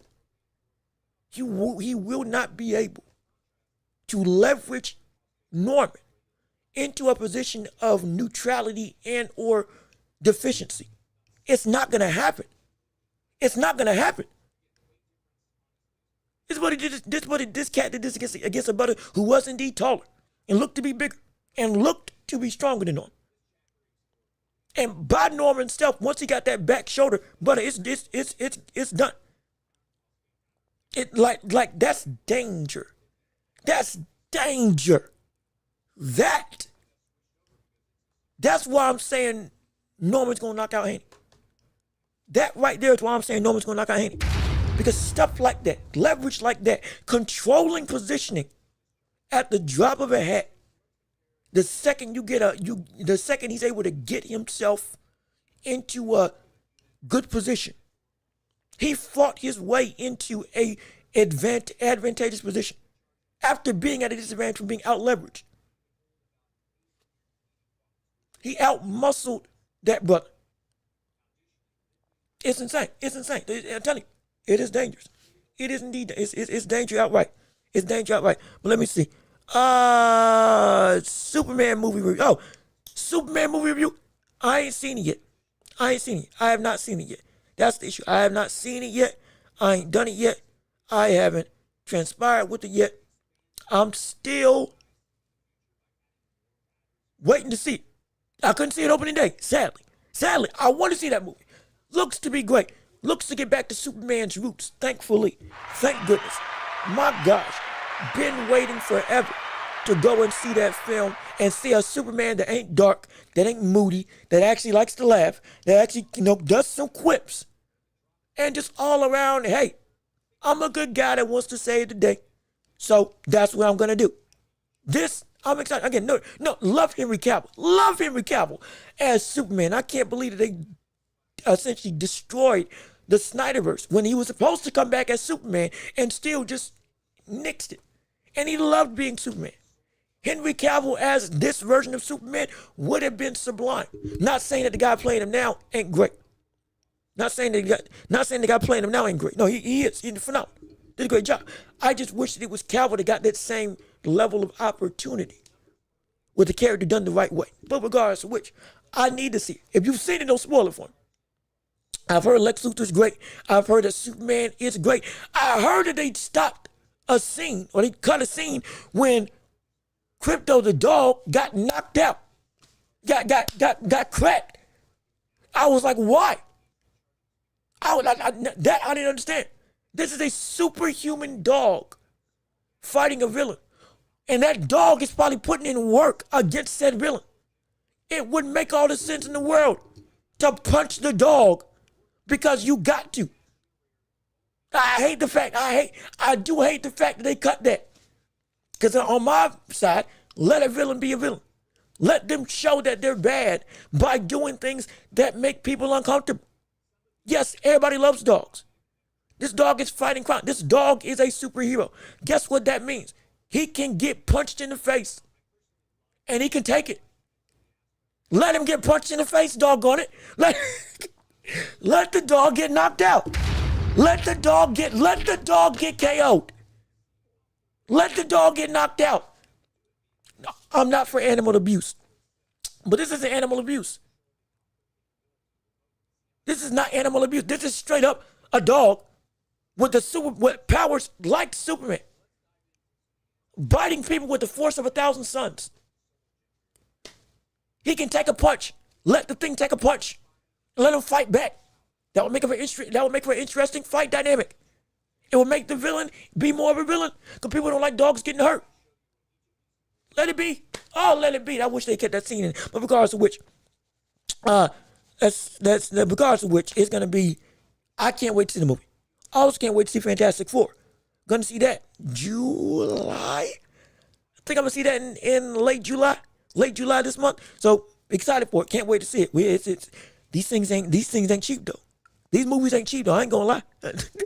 These movies are not cheap in the slightest. I'll tell you that right now. But let me keep on reading and see what you all got to say. Best card of the year, I predict. Are you talking about this card? Which card? Which card are you talking about? I'm a little bit confused. We got a bunch of them. We talking about Benavidez versus Yard? Cause that one's a doozy. Okay, the Benavidez one. Okay, the Benavidez one.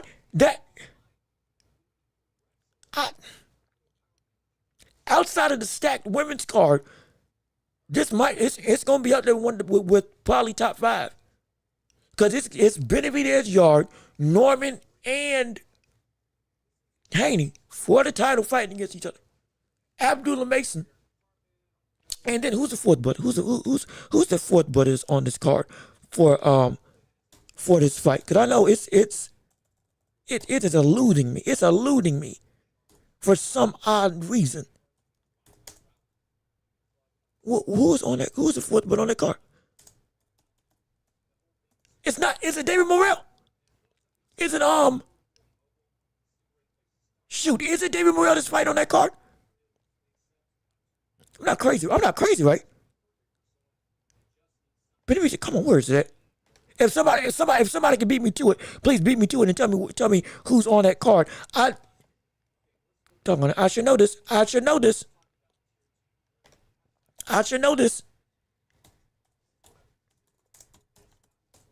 It's Benavidez, Yard, Norman, and Haney. It's not Ben Rodriguez versus Kafu. That is another card. Actually, is that card on the same day?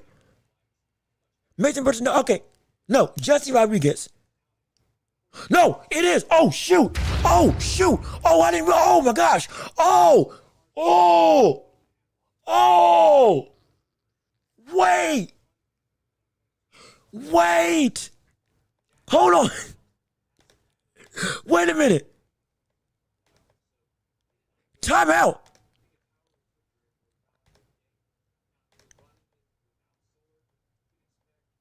I mean, let me make sure that this can be seen.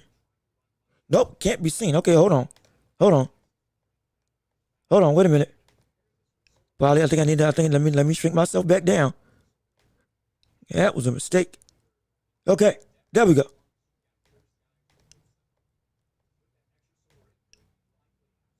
Nope, still can't see. Okay, you know what? We just going. I'm sorry. I'm trying to make it so y'all can see the screen. Oh, y'all can see the names. I need to really shrink myself down. Shoot. But I think this is about right. But yeah, Benavidez, Yard, Norman and Haney, Abdullah and Noakes, and Ben Rodriguez and Fernando Martinez. I did not know Ben Rodriguez was fighting on this card. I thought that was a different card. Oh my gosh. Wait 1 minute.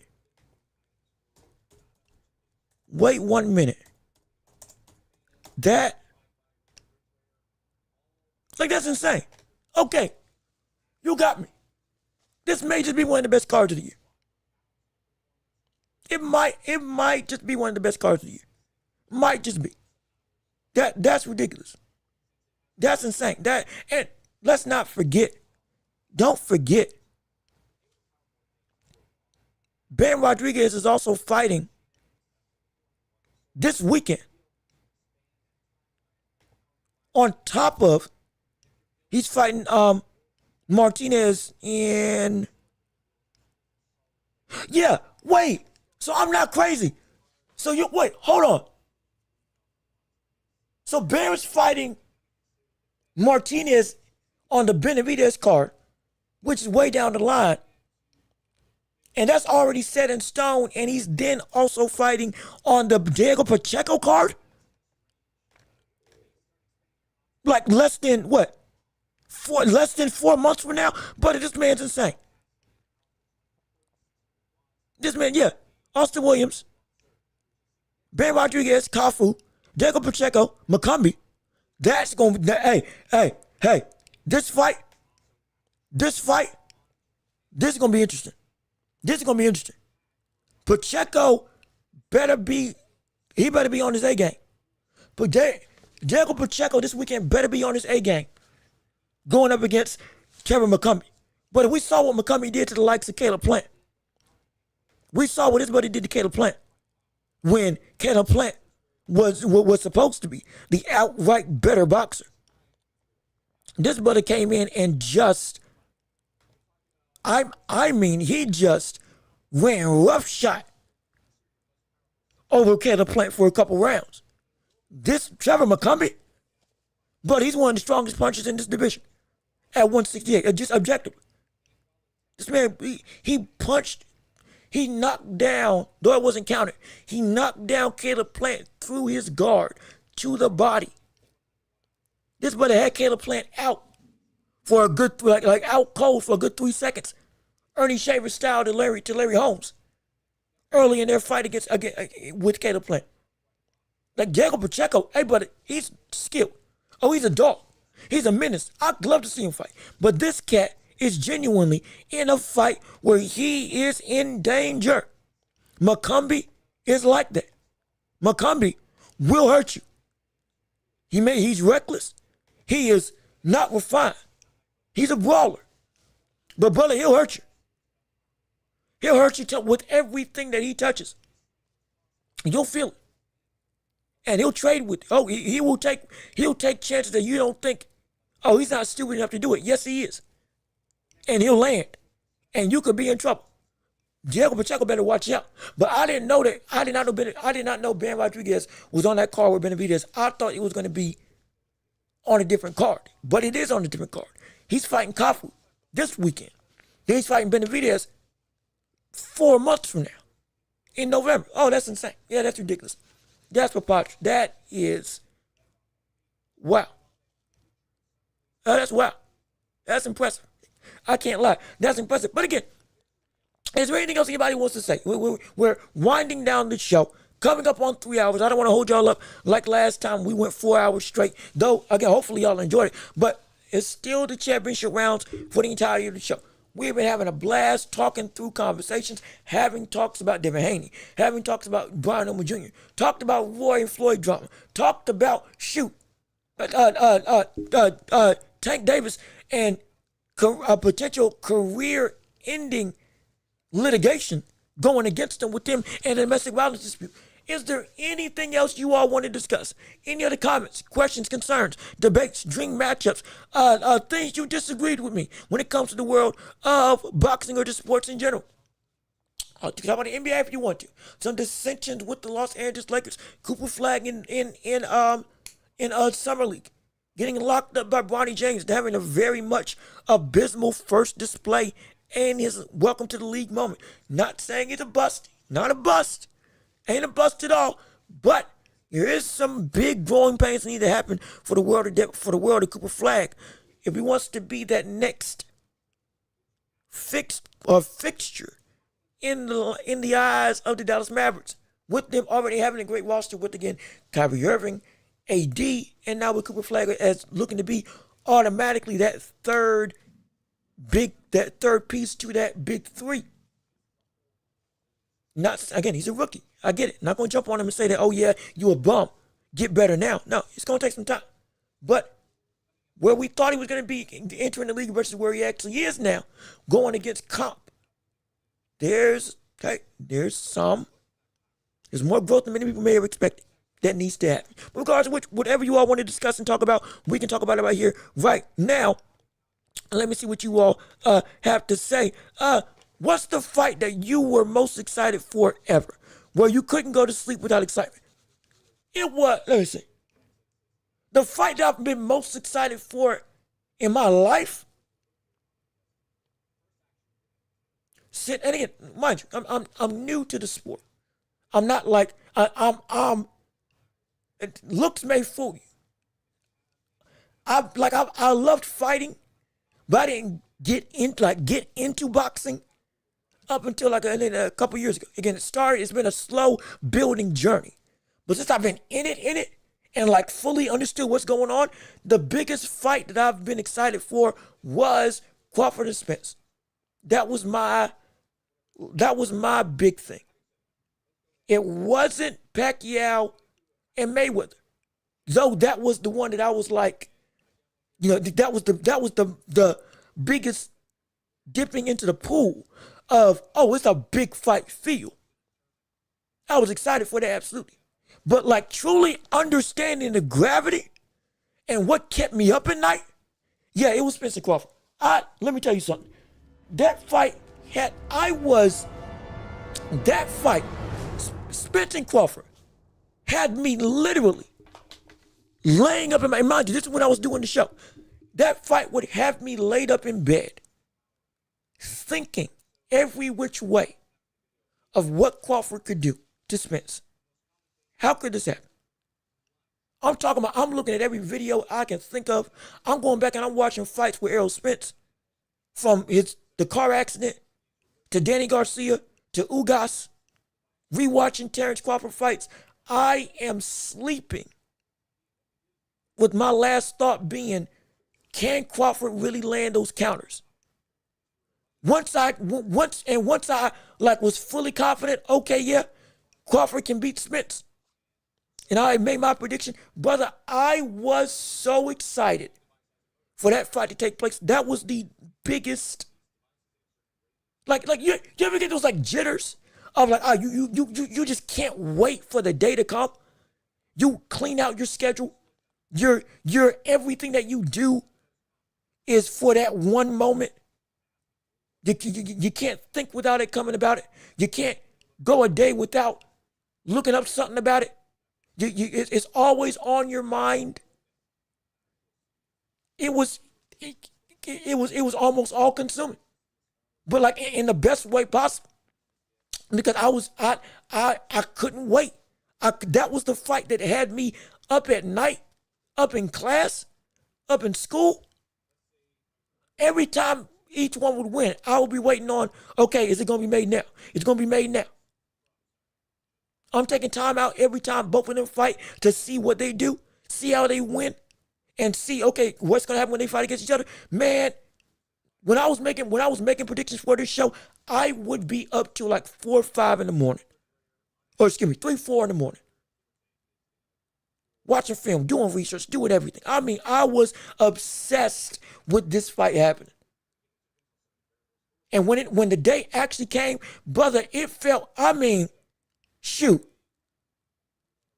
I don't even know how to describe it. It felt like, you ever have you want good news to come, but you're so excited, it's almost like, I almost don't want to hear the news. That's what it was like on the day of the fight.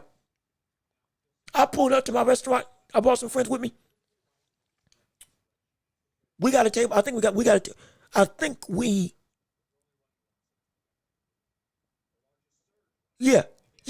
a table early. Or at least we made sure we got some time to sit down. I was telling everybody I knew to hype up that fight.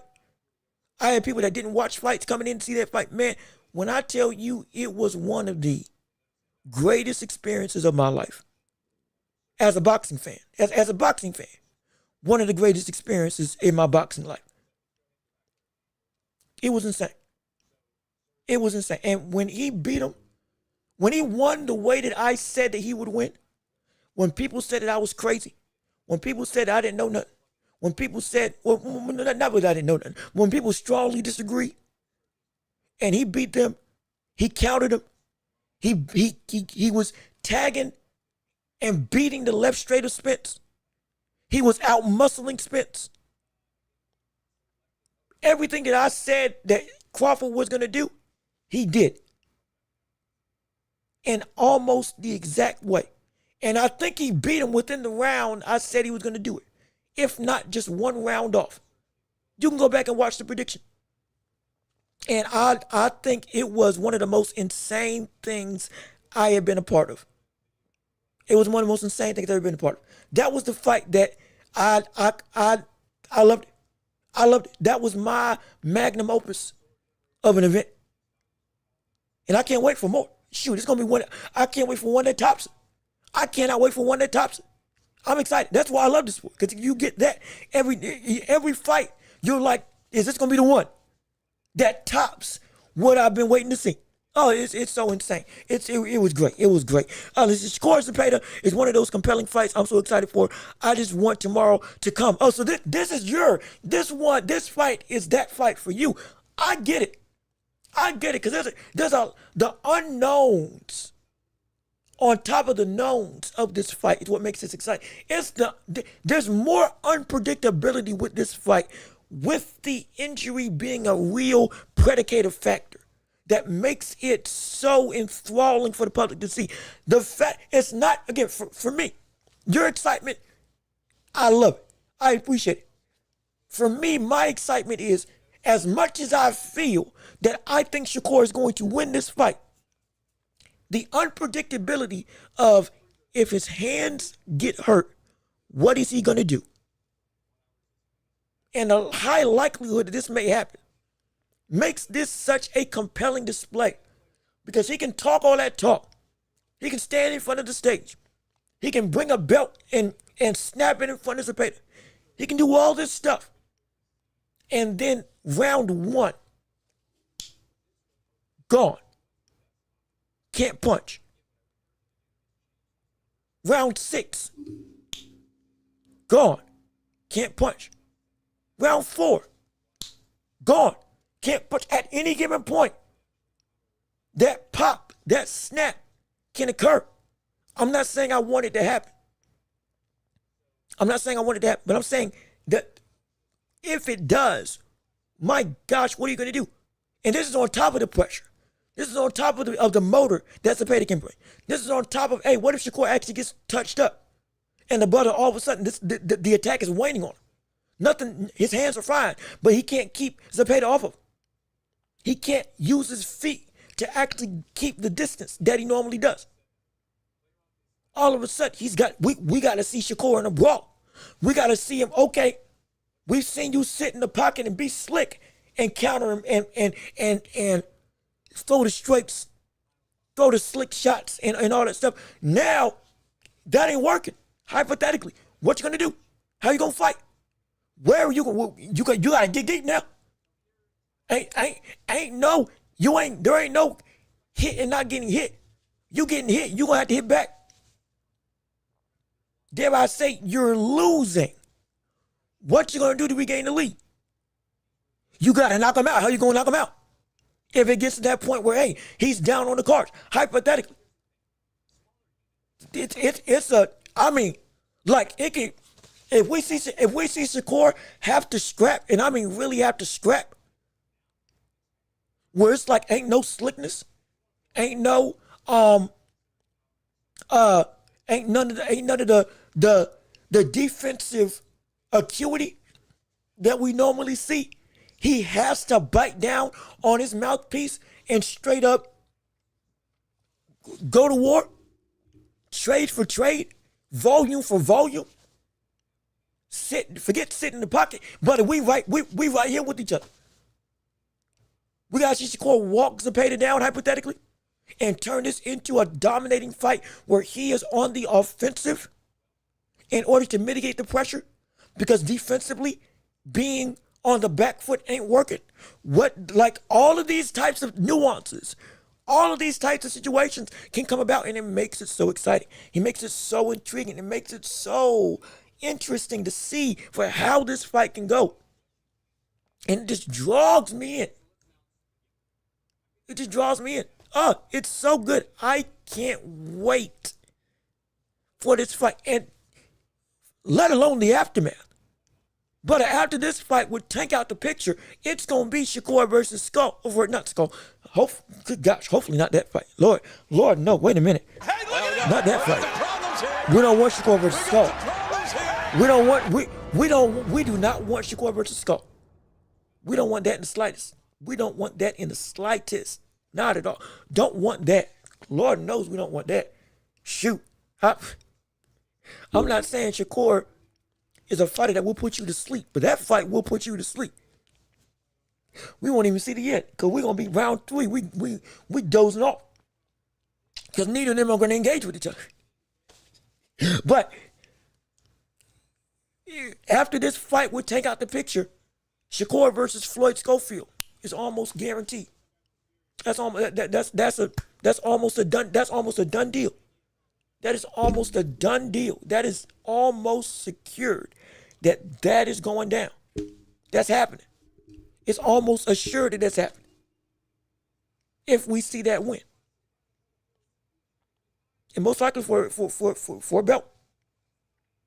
And then the ball of 135 really gets rolling. Because everybody now is in the boat. We want smoke. And we got to light the fire. If we want smoke. That fire is going to start after this fight. It's going to start with this fight. With this fight with Zepeda. It's going to start. The combustion of the multiple facets of fighters. Once it gets going, brother, it's going to be hard to stop. It's going to be a beautiful thing. Oh, I can't wait. I cannot wait. Oh, I can't wait for it. I can't wait for this fight. It's going to be so exciting. Tomorrow, you're right. I'm right with it. Tomorrow cannot come soon enough. It cannot come soon enough. On top of Edgar Berlanga versus Shiraz potentially being a real knockdown, drag-out brawl. It's going to be a great display. With Sabril Matias also in Puello, we could see knockouts galore. Excitement and firepower all fight long. I'm excited for it. I definitely am. But I think we're going to wrap it up. Is there anything else anybody wants to say? Any other questions anybody wants to talk about? Any other topics that people want to discuss? Any other things that people want to put on the docket for themselves as a topic of talking point?